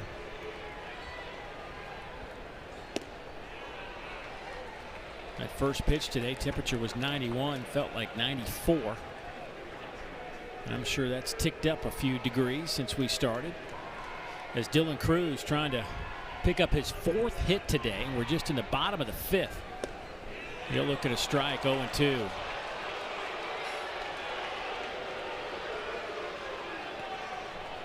Had a great visit with Dylan yesterday. And Paul Skenes, talked to those two guys. You know, throughout this, since Paul Skenes has been on campus, they've only faced each other in inter-squad games 3 times. Yeah. We were asking who got the better, and Dylan was quick to say that he thought that Paul got the better of him in those 3 at-bats. I think he said he had 1 hit, ground ball. This will end the inning, but LSU does pick up a couple of runs, and Dylan Cruz is retired for the first time this afternoon. 6-0 LSU after 5.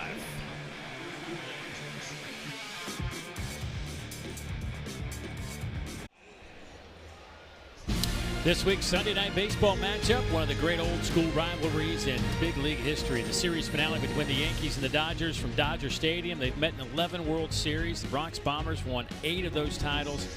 Game starts at 7 Eastern, 4 Pacific on ESPN, ESPN Deportes, and ESPN Radio. Our coverage begins at 6 Eastern with Baseball Tonight, Sunday Night Countdown. You see some of the LSU Tigers currently rolling in the big leagues. Bregman, of course, still doing Alex Bregman things. DJ LeMahieu will be on display in that Sunday Night Baseball game. Well, what a career for DJ LeMahieu, huh? Batting title in both leagues.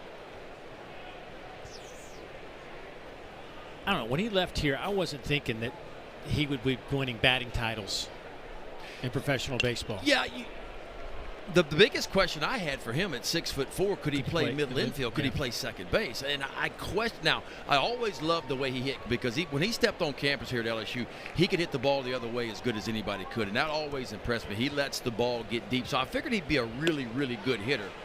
But man, he has surprised me how good he has been defensively. And of course, he's one of those guys that's so valuable to the Yankees, because you can play him at first, he can play second, he can play a little third base, he can play all over the field. He keeps rolling out there every day. There's some value in being healthy. You know, it's amazing how you see kids at the collegiate level, and you think you're projecting them and what they do, and there's some surprises and disappointments along the way too, you know. And I totally missed on Alex Bregman. Like when he left here, I said, okay, he can play shortstop, third base, whatever, second base at the big league level. Like, he can do that. But I question whether or not he'd be a consistent hitter or not, because his junior year, when he was drafted 2nd overall at LSU, he was the 7th best hitter in the country, or the 7th best hitter in the SEC. He was the 7th best hitter on his team that year. And you wondered, okay, but boy, was I wrong about him. He has had an unbelievable career with the Astros. Of course, Kevin Gausman was a first-rounder. And really came into his own after he left Baltimore and really started throwing a lot more forkballs and changeups. And he's been one of the best in the business the last couple of years. The Nola boys. Aaron Nola. Yeah, Austin Nola now is a great story, because he played shortstop at LSU, got drafted as a shortstop, and just couldn't make it, and got sent down to A-ball and started over, and says, you know what, they told him, listen, you're not hitting enough to play middle infielder, you're going to have to catch. And he started catching at the minor league level, and all of a sudden you turn around 3 years later after never catching at all, and he's in the big leagues catching, you know, and having a wonderful career. Isn't it crazy how these guys, these scouts come out and they know everything about you. They watch you play 200 games, whether you're in high school and you're going to be a high draft pick or a college player. I think of Kyle Farmer, who played at the University of Georgia, was a shortstop for the Georgia Bulldogs, I don't know, 10, 11 years ago. Scouts told him, you need to, if you want to be, we'll draft you, but as a catcher, you're going to learn how to catch. So he goes through the system with the Dodgers and learns how to catch, gets to the big leagues, gets traded to the Reds. The next thing you know, he's back at shortstop 10 years after they told him he couldn't play shortstop. Yeah. You just never know. I mean, you really never know. And that's the gamble with the draft. The MLB draft is not like the NFL draft. It's not like the NBA draft. It's just not, you know. And, you know, you can go back and look at the history of the draft and first rounders, and the few percentage of them that actually make it to the big leagues, and a very small percentage actually have careers of more than 4 years. It's the unknown thing. And it's tough for scouts to try to evaluate talent, especially in today's, you know, from a hitting standpoint today, it's difficult just because the strike zone is a lot smaller. I feel like the balls are amped a little bit. We still got older play. Offense is really up. The balls are jumping this year. it's hard to evaluate talent sometimes. Skenes has got Hebert twice today on strikeouts. What's not hard to evaluate is Paul Skenes. Looking for his 10th strikeout of the day.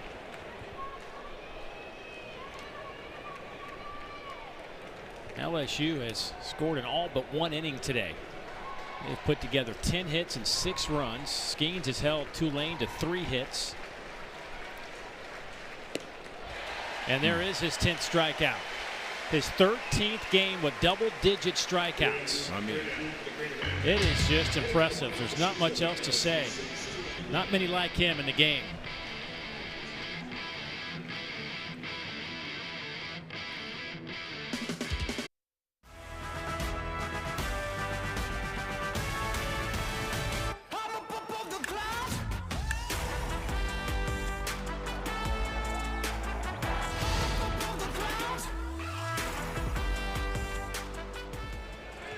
Tommy White to lead things off. A little chopper to short. Well done there by Schultz. Going in the hole to make a nice play and record the out. Tommy White. Mike the tag. Well, that's on the sign they like to call the Intimidator out there in right field. That is pretty impressive. Billboard. Yeah.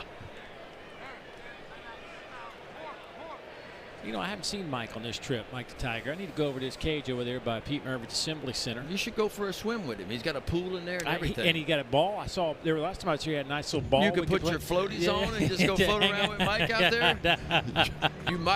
you might end up being supper if you're not careful. There he is.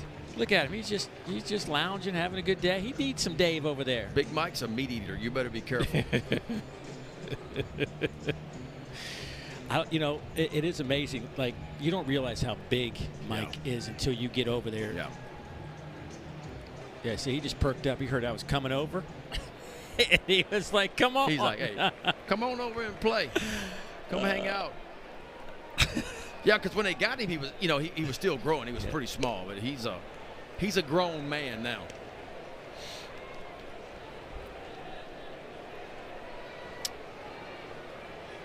Trey Morgan looking for his first hit today. There is a swing, 1-1 to count. He didn't like it, but not much he can do about it now.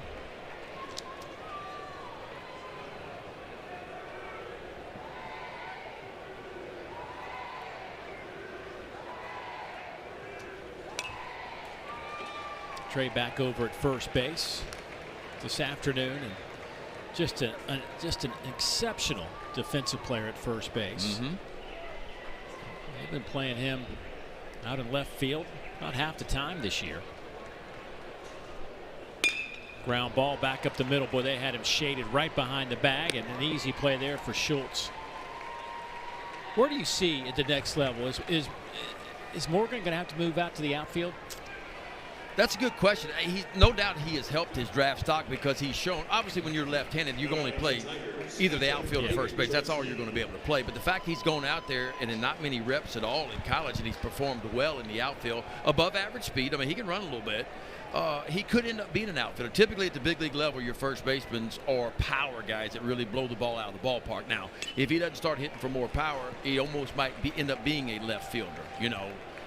At the pro level, because typically you're going to see your power hitting guys to be on your corners in the infield, your third baseman and your first baseman. So to me, he could, and he is getting bigger, could end up being a guy that could hit you. If he makes it to big leagues, 12, 15 homers a year, maybe he does play a little bit of first base. But where the game is going now, that's a rocket. Ooh. See, that's an L on my. Yeah. I know you're going to give that an F9, but I'm going to give that an L9. Well, I wonder what Mike the Tiger would give it. I don't think he cares. Yeah. He's just waiting on me.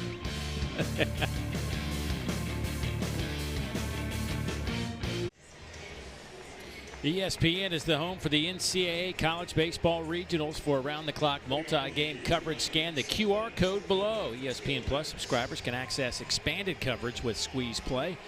Get you caught up on what's going around the country. Just get your phone out, take a quick pic of that, and it'll get you right to Squeeze Play. One of the great benefits of our postseason coverage here on ESPN. Paul Skenes, another good plus of our coverage of the NCAA regionals. Just watching him pitch. Here is T.O. Banks. T.O. out in center field, but boy, he brings a football mentality to this Tulane team.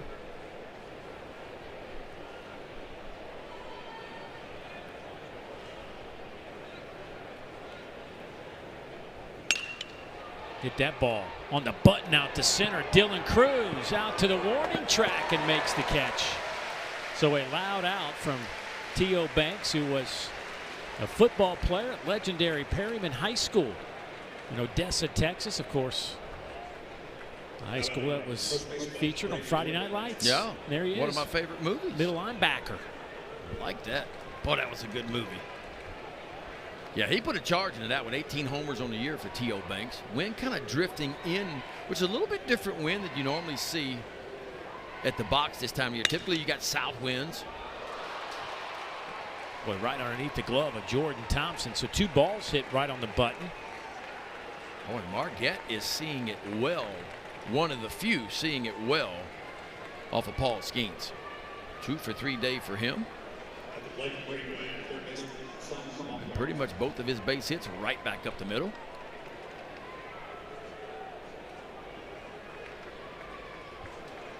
Here's Simon Baumgart, the third baseman, 1 for 2 today. There is no activity up in that LSU bullpen.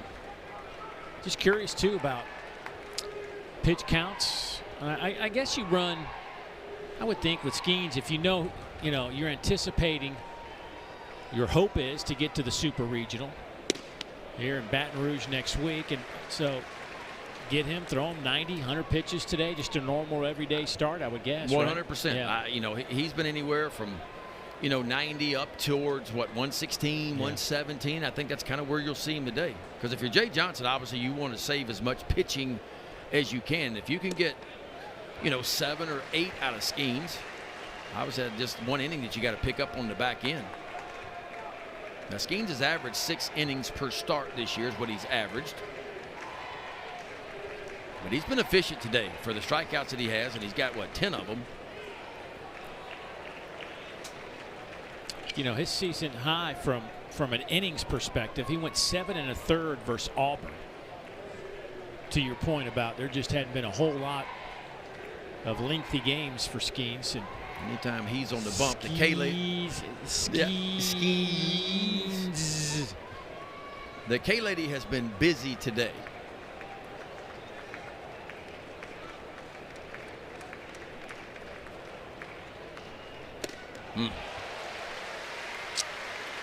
Sometimes it's just not fair. I was gonna say it's just not fair. How do you hit that? You don't. Jeez. That is just, well, that pitch. And we talked to him about what's been the biggest change. Now, she's had to work hard today. And she has been doing that for a lot of years.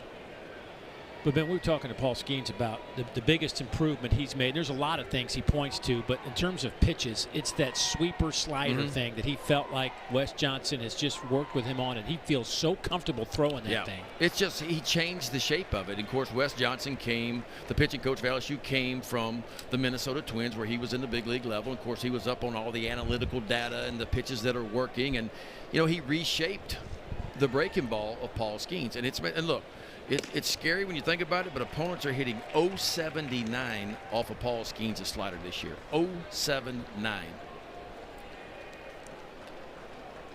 Yeah, his whip this year is 0.79. Yeah. And he's got 69. Coming in this, he had 69 of his 167 strikeouts on that breaking ball. Say that again? 69 of his 167 coming in were on the breaking ball, and he only throws it 26% of the time.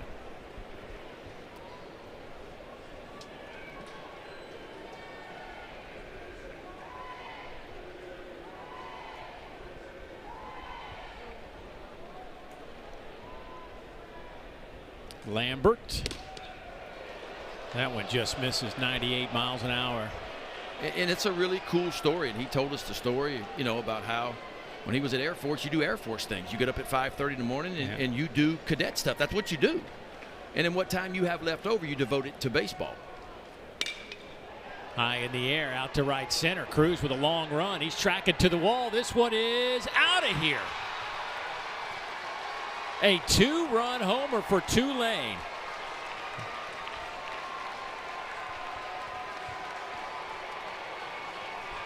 Hey now. Mr. Brennan Lambert with his 10th long ball of the year. 3-1 count. And he kind of got himself, and Paul Skenes has not been behind too many Tulane hitters, but he guessed fastball. And I tell you what, he got one on the outside part of the plate. Now, it was elevated enough, but he didn't try to pull it. He lets those hands go first, and his barrel right behind it. He just powers it out toward right center field. And all of a sudden, it's a 6-2 game now. That is the 7th home run allowed this year by Skenes. That one's off the end of the bat from Jacob LaPrairie. That was an impressive swing by Mr. Lambert. His 10th long ball, his 52nd RBI of the year. Just took over the team lead in the RBI department.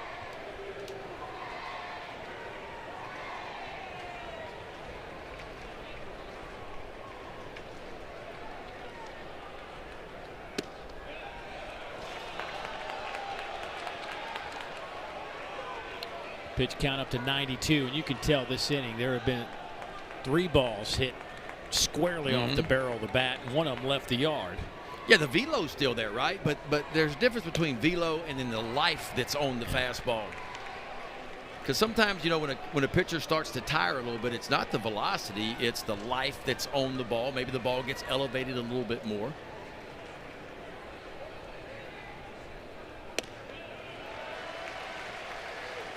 And command issues sometimes start to waver a little bit, and that was a 3-1 count.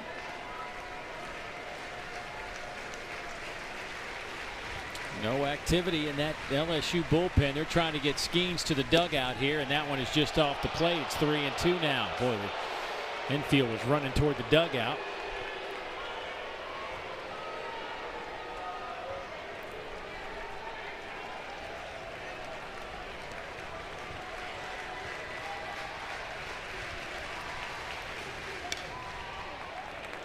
Prairie fouls it back.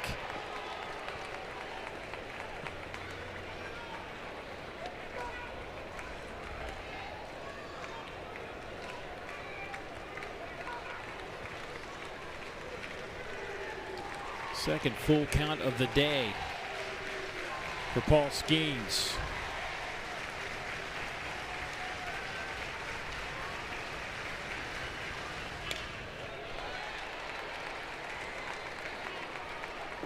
Still pumping almost 100 pitches in, still triple digits for Paul Skenes in this weather, in this heat.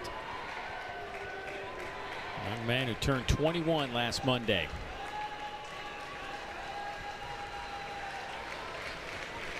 We tend to forget he was last year's John Olerud Award winner as the best two-way player in college baseball when he was with Air Force.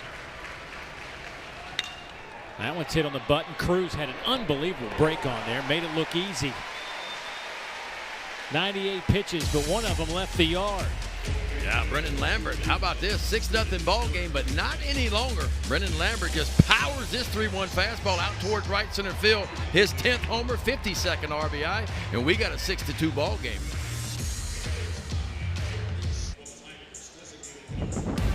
You're watching the NCAA Baseball Regionals presented by Capital One. And the NCAA Regionals coverage for all 16 sites continues tomorrow on ESPN Plus and the ESPN app. For more information, visit NCAA.com, the home for all 90 NCAA championships. We move to the bottom of the 7th inning in a 6-2 ball game. Cade Beloso, a graduate student, will start things off for LSU against Michael Lombardi. Freshman right-hander out of New York.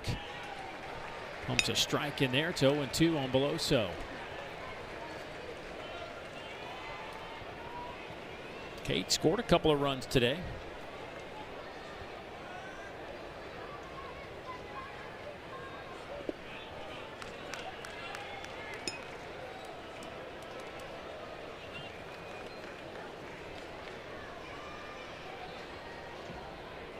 Tulane would like to. I'm thinking, I mean, obviously you love Lombardi to finish this thing out for you. If not, just use one more arm. Yeah, and if you're Tulane, you got a little bit of momentum right now. You're looking up and go, all right, we're only down 4 right now. And it's up to Lombardi to be able to stack another 0 and give this offense a chance, because nobody warming up for LSU. So apparently Skenes is going back out. And popped him up right side. Catch is made over there by Marquette, and that'll be the first out of the inning. Yeah, and if you're Tulane, I mean, I got to think you're relaxed, as relaxed as you can be. I mean, you're playing with house money right now. No doubt. You know, when you're not supposed to be here, and they weren't. And now, I mean, look, let's be honest. They were probably making, a week or so ago, they're making travel plans to get home and to get to summer ball and all that kind of stuff. And all of a sudden they show up and run right through the conference tournament to get here, you know. And sometimes these teams obviously are the most dangerous when you're not supposed to be here and you're playing with house money. You tend to play a little free and easy. And I think they've played well. And if you go back and look at this game too, Carmouche actually, I felt like, pitched better than what his numbers of 6 earned runs showed, you know. Dugas pops this one up in the infield. Who's going to make the play? Looks like Agabetis will do it, and that'll be 2 down. Well, Tulane and Lombardi retired 7 straight Tigers. I mean, LSU has, what, 10 hits, and I'm only showing on mine 2 extra base hits they have. That's it, 2 doubles. A double by Cruz, a double by Travinsky. Everything else has been singles. And you'll go back and look, 4 or 5 of those just kind of ground balls that got through, a couple of infield hits. LSU's known for pounding the ball out of the yard. Came in with 117 homers on the year.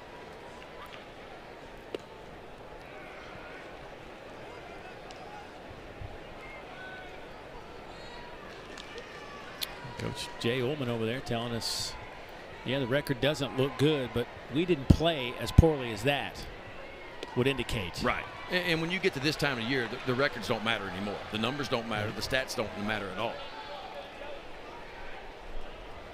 I mean, we'll just take everybody back to last year this time when a team by the name of Ole Miss made it into the NCAA tournament. Most people felt like they were the very last team to get in. And yet they go on this incredible run and win the national championship.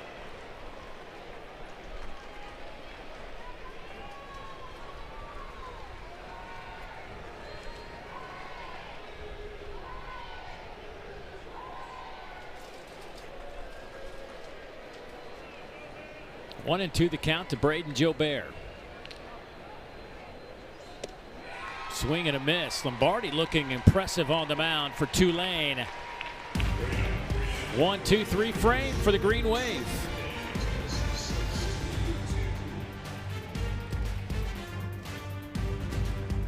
Capital One rewarding performance, and it's pretty easy to pick out who the winner of that one is. Paul Skenes.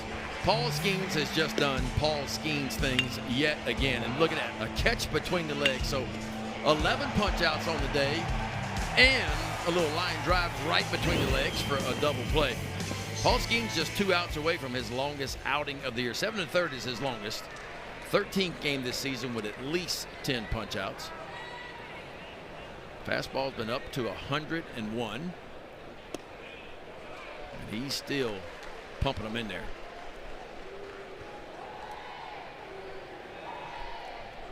And there is some activity in the LSU bullpen. Nobody's throwing yet. But there are some guys down there now.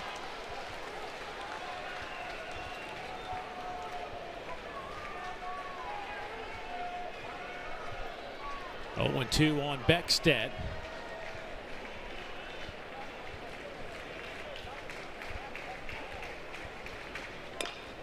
High chopper. Tommy White will charge. Field throw.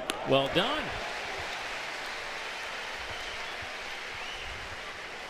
Tommy White got a good jump on that ball. Mostly a DH last year at NC State. DH'd a lot, but he told Jay Johnson when he transferred here, look, I want to be able to play a position. I want to show the pro scouts that I can play a position. We know the bat tool works, and he has improved. If you talk to Jay Johnson, he'll tell you that Tommy White worked his tail off this offseason, becoming a better infielder. Now, still more work to do, like a lot of players, but he took a huge step forward defensively. Agabitis, the second baseman, 0 for 2 today. His average at 152. Lifts that one high in the air to the left side. Pearson makes the catch. 2 down. A season high effort from Paul Skenes on the mound now. It's 7 2/3. Well, Dave, when you were playing high school ball, when you went down to warm up, did you do all that stuff right there? No. Coach gave you the ball and said, Dave, you got 10 pitches and you're going to be in the ball game. I know. Sometimes you didn't even get that right.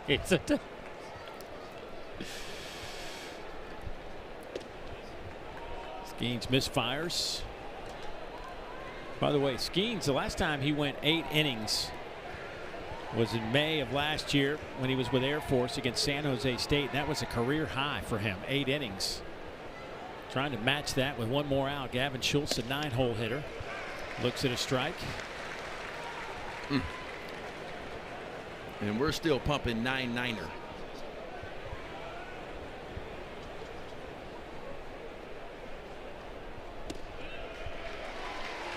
That was 100 miles an hour on pitch 106. I mean, what are we looking at? I mean, that's what I'm saying. It's freakish. And did you notice where not only were they high velocity, where they were located? Right on the edge. Line back up the middle. Another 100-mile-an-hour fastball and almost caught Skenes at 100 miles an hour. Well, you got to give Tulane credit. They have not backed down. And Paul Skenes has, for the most part, dominated in the day. 1 ball left the yard. But the Green Wave just keep on coming. So Schultz had a great AAC tournament. And that's a big base hit because that rolls it right back over to the top of the lineup.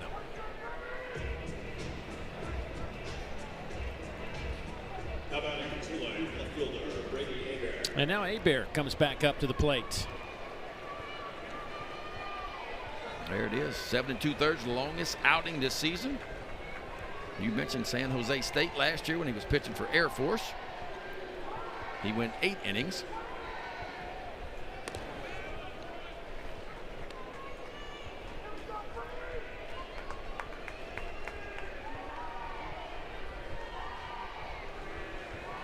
Hebert was hoping they might have gone to the bullpen by now. He struck out 3 times.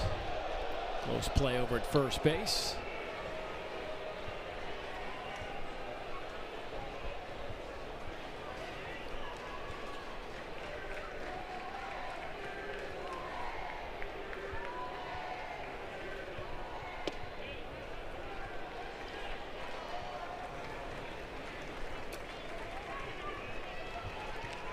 Hebert came in hitting over 300 at 304. His average has dipped down to 299.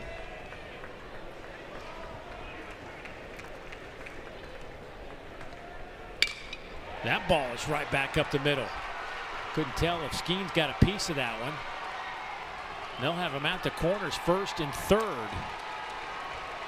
And here comes T.O. Banks to the plate, who hammered one out to center field his last time up. Yeah, and all of a sudden the tying runs in the on-deck circle. Still nobody warming up, but you got to think it's coming. Head coach Jay Johnson out for a quick visit.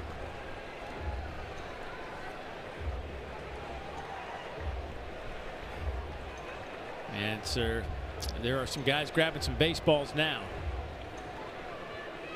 We got all that band work done, we got all our stretching done, so now we can throw a few.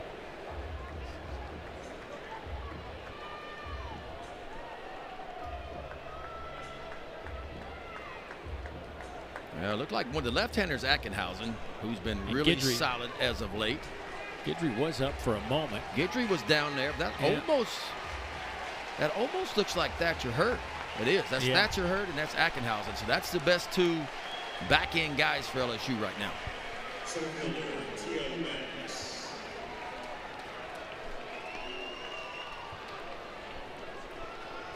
So here is T.O. Banks.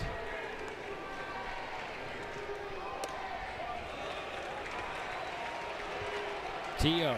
has popped up, struck out, and then hit a missile out to center field his last time up.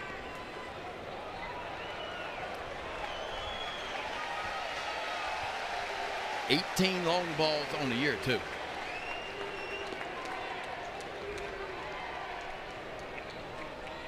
Banks ahead in the count, 1-0. That one's out to right field. Here goes Joe Bear to the right side. It'll stay in play, and he'll make the catch. So Skenes gets out of it. A couple of hard hit balls by Tulane. It's a 6-2 game. And we're heading to the bottom of the 8th.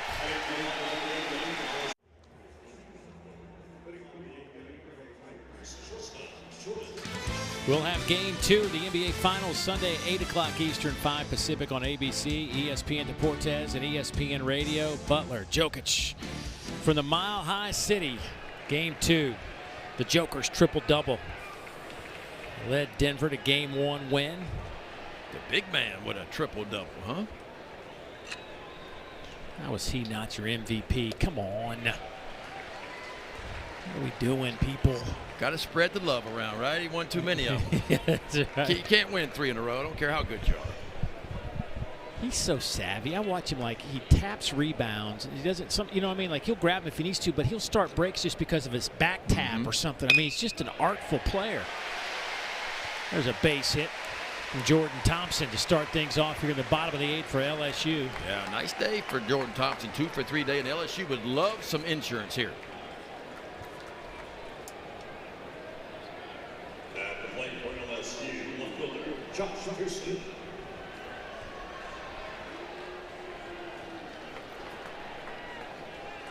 Here's Josh Pearson 0 for 2. LSU with no home runs today, but those 11 hits on the board. LSU has gone back-to-back games without a home run only once this year. And that was back in late February when it was freezing cold. Yeah, in some ways, it's been a small ball day for LSU. You go back and look, 2 sacrifice flies, 2 sacrifice bunts. Yeah, for a team that had 12 sack bunts all year. And Pearson's 0 for 2 down in the 9 hole. He's got 2 RBIs. Squared up again, did Pearson. Lombardi had really done a number on this LSU lineup. He had retired 7 in a row until that base hit. Yeah. Well, Lombardi's given Tulane a chance. I mean, he's given their offense a chance to climb back in this one because he stacked 3 zeros in a row. That ball's hit a mile in the air out to right. Shallow right. So this will be the second baseman, Agabidas, there to make the catch. Great crowd on hand here in this Baton Rouge Regional. Game number 1. Don't forget Oregon State on display in Game 2 against Sam Houston State. That'll come your way later on tonight. Yeah, that Sam Houston State team, the Bearcats, they can swing it. Oh, boy, can they ever. They're not a big power hitting team, but I tell you what they do. It's the 11th best offense in all of college baseball. It's an older team that's been around, and they can bang it. You know, and of course, you mentioned Oregon State had a chance to be a host and kind of faltered a little bit down the stretch when 0-2 in the Pac-12 tournament. They scored a ton of runs in the tournament going 0 for 2, but they gave up a ton of runs, too. So that's going to be a good matchup. Featuring Tyler Davis for Sam Houston State, hitting .432 with 20 doubles.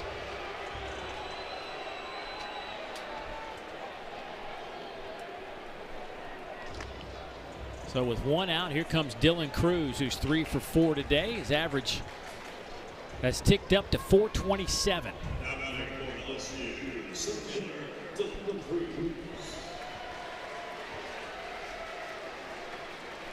Ben, you've been here a long time, following LSU baseball as a player, broadcaster.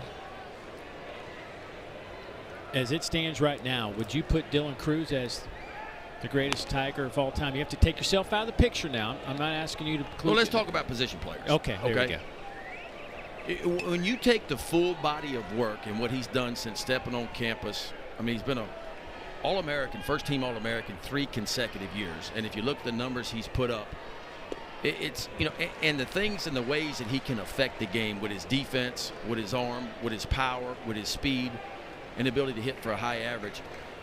To me, position play. Now, there have been guys here that have run faster, has hit further, maybe hit home runs. But if you talk about the complete package, I would say Yes, and that's a mouthful. Yeah. And some may disagree, but I would say yes. He's probably the greatest position player in LSU history.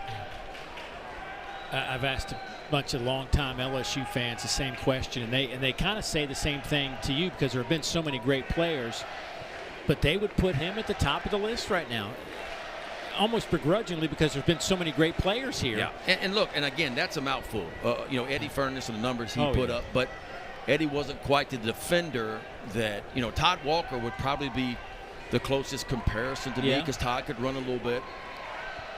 But Dylan Crews plays a premium position of center field.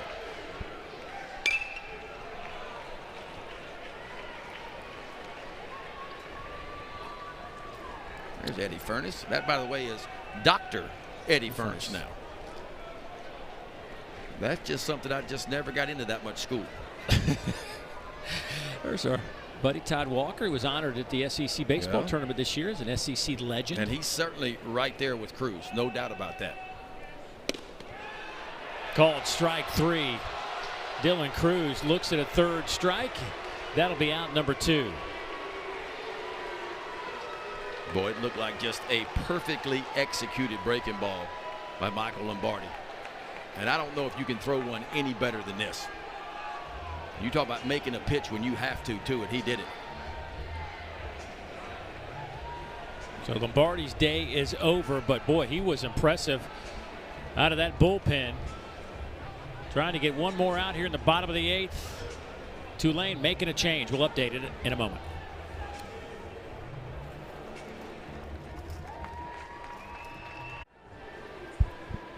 Back here at Alex Box Stadium, LSU leads at 6-2 here in the bottom of the 8th inning, and a pitching change on the mound. Grant Clevenger, another freshman, grabbing the baseball out of Lawrence, Kansas. Another big guy, huh? 6'5", 210. Making his 20th appearance. ERA's elevated, 20 to 30. He's punched out 32. That is a big number. 23 walks, a little bit of a concern. And you're wondering why they would go from a guy, Lombardi, who has been on a roll out of the bullpen, when you get a righty-righty matchup, to go to a left-hander, and that's because Tommy White splits tell you so. He's hitting .250 against lefties, .457 against righties. There you go. Boy, Lombardi was outstanding, too. 3 2/3 innings of work. Only 2 hits. Of course, did not allow a run. He was responsible for the runner at first. 1 walk and 2 punch-outs, but the freshman shined today on a big stage. So you don't get apples if you don't pitch well. No. Well, you get 2 apples today. That's how good a day he had. And here's Tommy White, 1 for 3 today. His base hit came back in the first inning, and then it was quickly involved in a double play. He'll have a runner at first.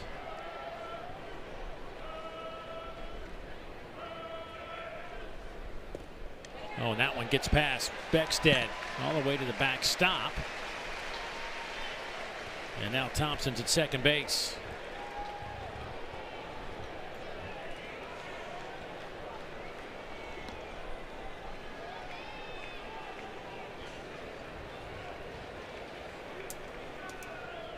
LSU 3 for 10 today. Runners in scoring position.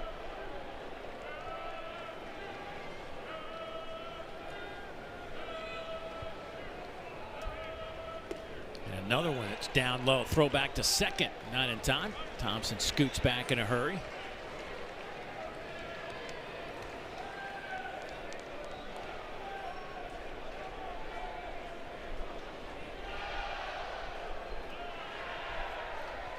Look how wide he gets. And he'll even get wider in a 2-strike count. But I think that's why the bat-to-ball skills, it's not a lot of wasted motion. It's not a big high leg kick, a big stride forward. He just kind of stays balanced in the box. Just Tommy White. And somehow, even with that stance, he's able to create a lot of power. Well, they're just going to go ahead and put Tommy White on. It was a 3-0 count. And that'll be it, apparently, for Clevenger, and they'll go back to the right-hander.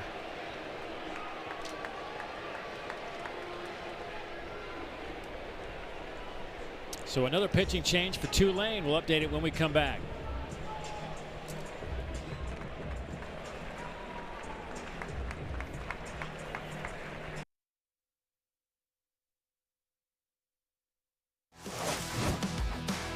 Squeeze Play, where we bring you the best moments of all-around college baseball. We go up, top goal. 3-run Johnson. Oh, goodness gracious. You get excited. Let's get quadratic. What more do you want? Are you not entertained? And by the way, nobody wants to go home. Let's play it out, run it back, let's go. Nothing better when you get Mike Rooney on a roll in Squeeze Play. It is worth every moment of your time.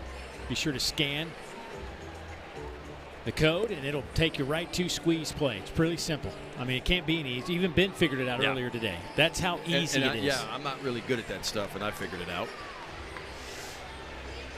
Well, I know this guy can figure it out. Will Prigge, a freshman out of Atlanta, Georgia, by way of the Lovett School.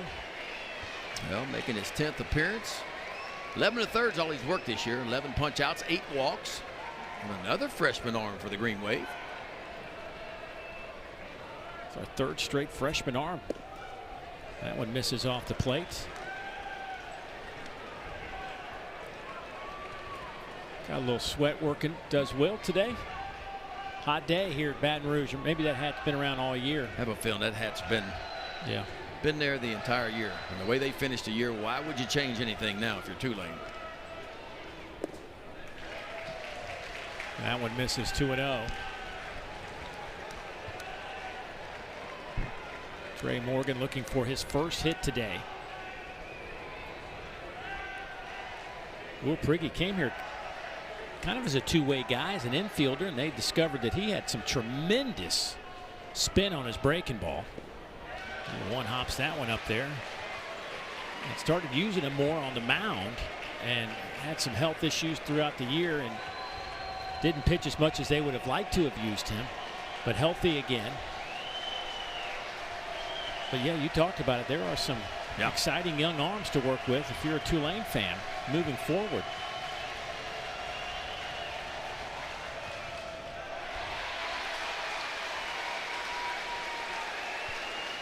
So Trey Morgan gets the walk and the bases are loaded. There are 2 outs. And here comes the hottest hitter in this lineup over the last month of the season, Hayden Travinski. Yeah, Travinski with an opportunity here to put the final nail in the coffin with a big base hit. Of course, if you're Tulane, you got to get an out right here. 4-run deficit going to your last at bat's going to be tough enough to overcome.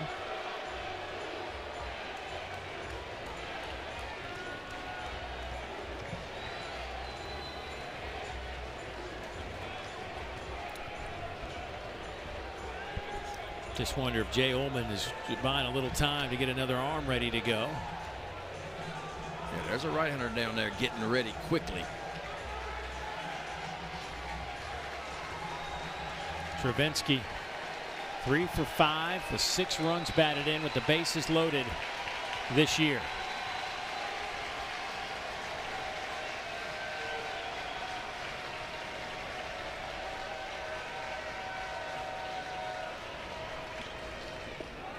Another one that's not even close.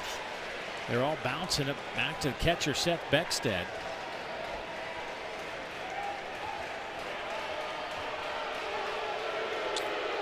There is Jay Ullman out of the dugout.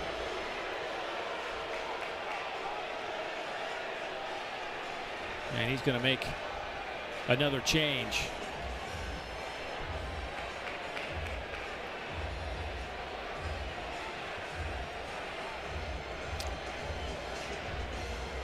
So another change on the way. Riley coming in.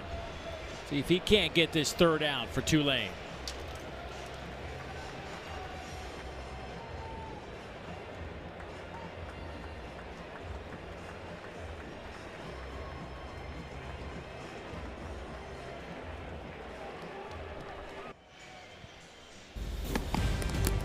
You're watching the NCAA Baseball Regionals presented by Capital One. Look at our bracket. Winner of this one moves on to a 9 o'clock Eastern game tomorrow night. Boy, if LSU can hold on, you know there'll be some kind of party late night here at the box.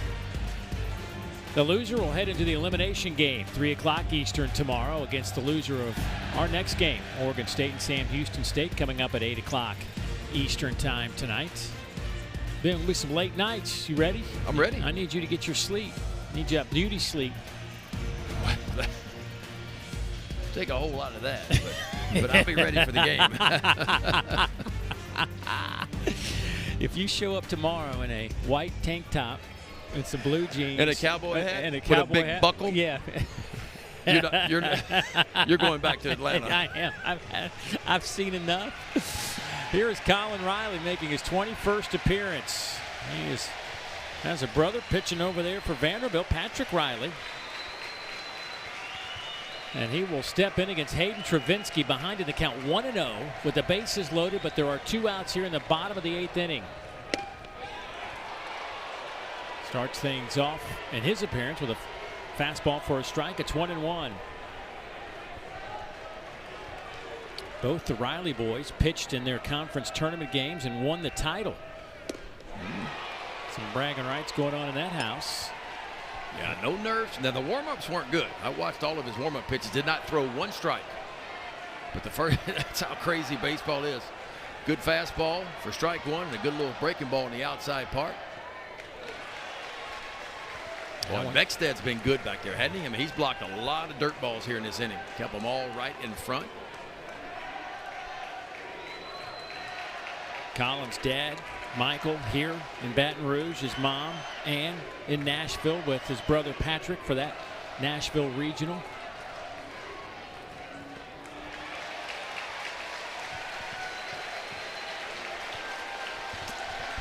There's Thompson over at third base. You got Tommy White at second. Trey Morgan's over at first. 3-2 count with 2 outs here in the bottom of the 8th. Runners on the move, and that one is down low, and there is ball 4. So Travinski gets the easy RBI. His second today, and now has 26 on the year.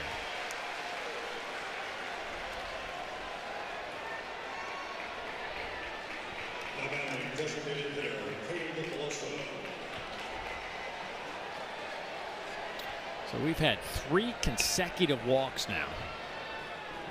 Well, and that's kind of been the story with Tulane's pitching staff this year. A lot of walks on the year. And now Cade Beloso steps in. Ground ball to the right side. They had the shift on, and it works out well. They'll get the 3rd out, but LSU will tack 1 more on. So we will head to the 9th inning in a 5-run LSU advantage.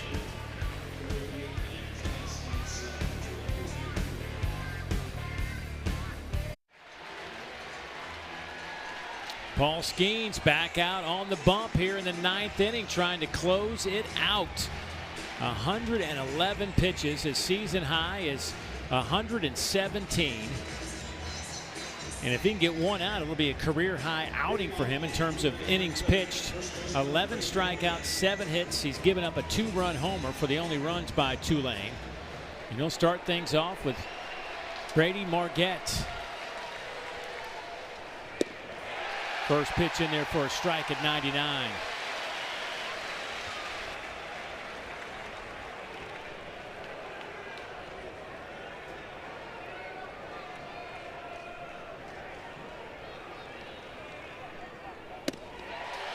That one just misses inside.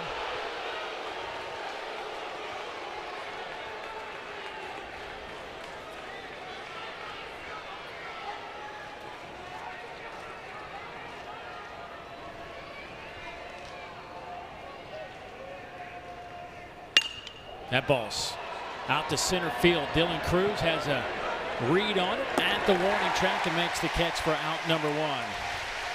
Well, if there's anybody that nods their head in agreement to send your big donkey back out there, it's that guy. He's run a few guys out there for 120, 30, 40 pitches, sitting right behind National Championship coach Kim Mulkey right there.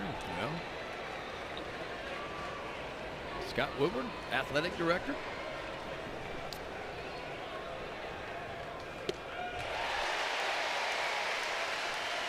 That's a powerful section.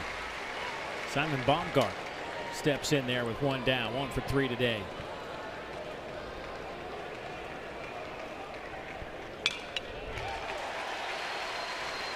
when Paul Skenes came out of the dugout between innings, we just had our camera was on Coach Burtman there. And it was funny when Skenes ran out, the crowd erupted, and Coach Burtman just kind of nodded his head like, yeah. And he said, you've seen that look a time or two. Coach, am I going back out? Yes, you are. 0-2 on Baumgart. There's that sweeper, just misses.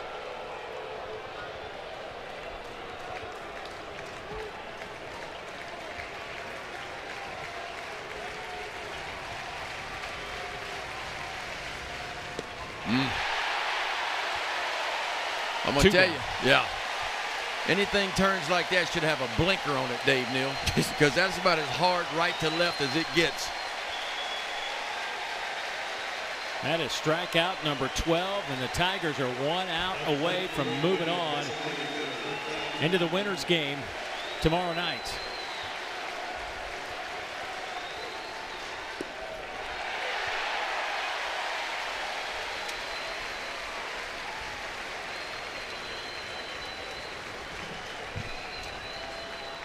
Oh, 0-1 on Brennan Lambert. He's the young man that took him deep his last at-bat. A 2-run shot out to right center field.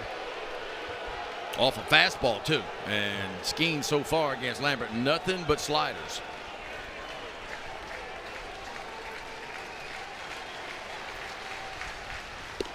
There's a fastball. Look, still pumping 121 pitches in.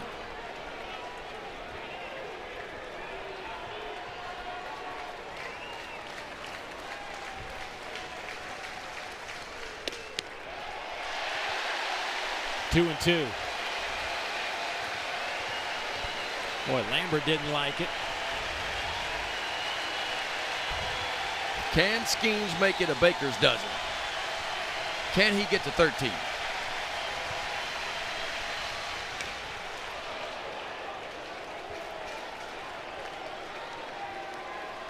Of all the things he's accomplished in his collegiate baseball career, the one thing he doesn't have is a 9-inning complete game.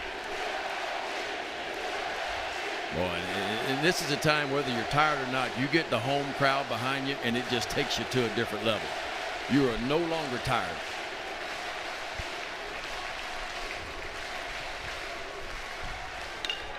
High chopper. Ball game is over, and he's done it. Paul Skenes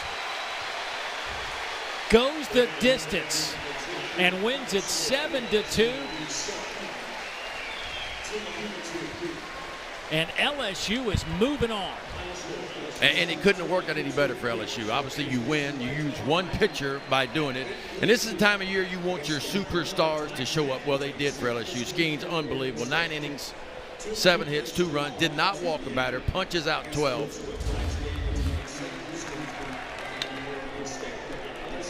Napolt in at second base. He finishes it off, and Paul Skenes is fired up. And I tell you what.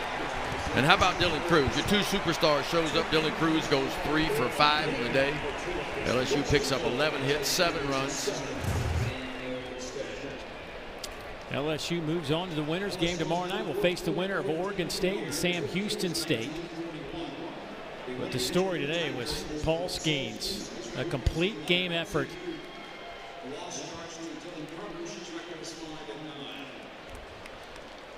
And that's what it looks like right now. Oregon State, Sam Houston State coming up at 8 o'clock Eastern time. Tulane will face the loser of that game in an elimination game tomorrow, 3 o'clock Eastern time.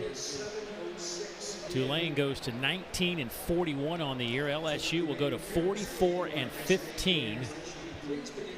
And certainly in good position to come out of this Baton Rouge regional. Well, let's take a look at Paul Skenes.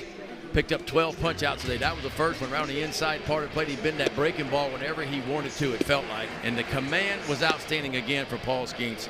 Seemed like he could throw it in a coffee cup just about any time he wanted to. We saw the fastball tick up to 101. It was still 100 in the 9th inning. And if you look at the location of these pitches, he was spot on yet again today. No walks and 12 punch outs for Paul Skenes. And he joined just now. And Paul, Dave Neal, Ben McDonald, I got to ask you, you've accomplished a lot in your baseball career, but this is your first complete game victory, a 9-inning complete game. Was that in the back of your mind at all today? Not until I came.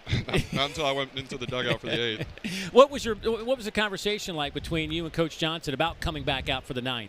I said I want it, and he said okay. Pretty simple. Yeah, there you go. Pretty simple.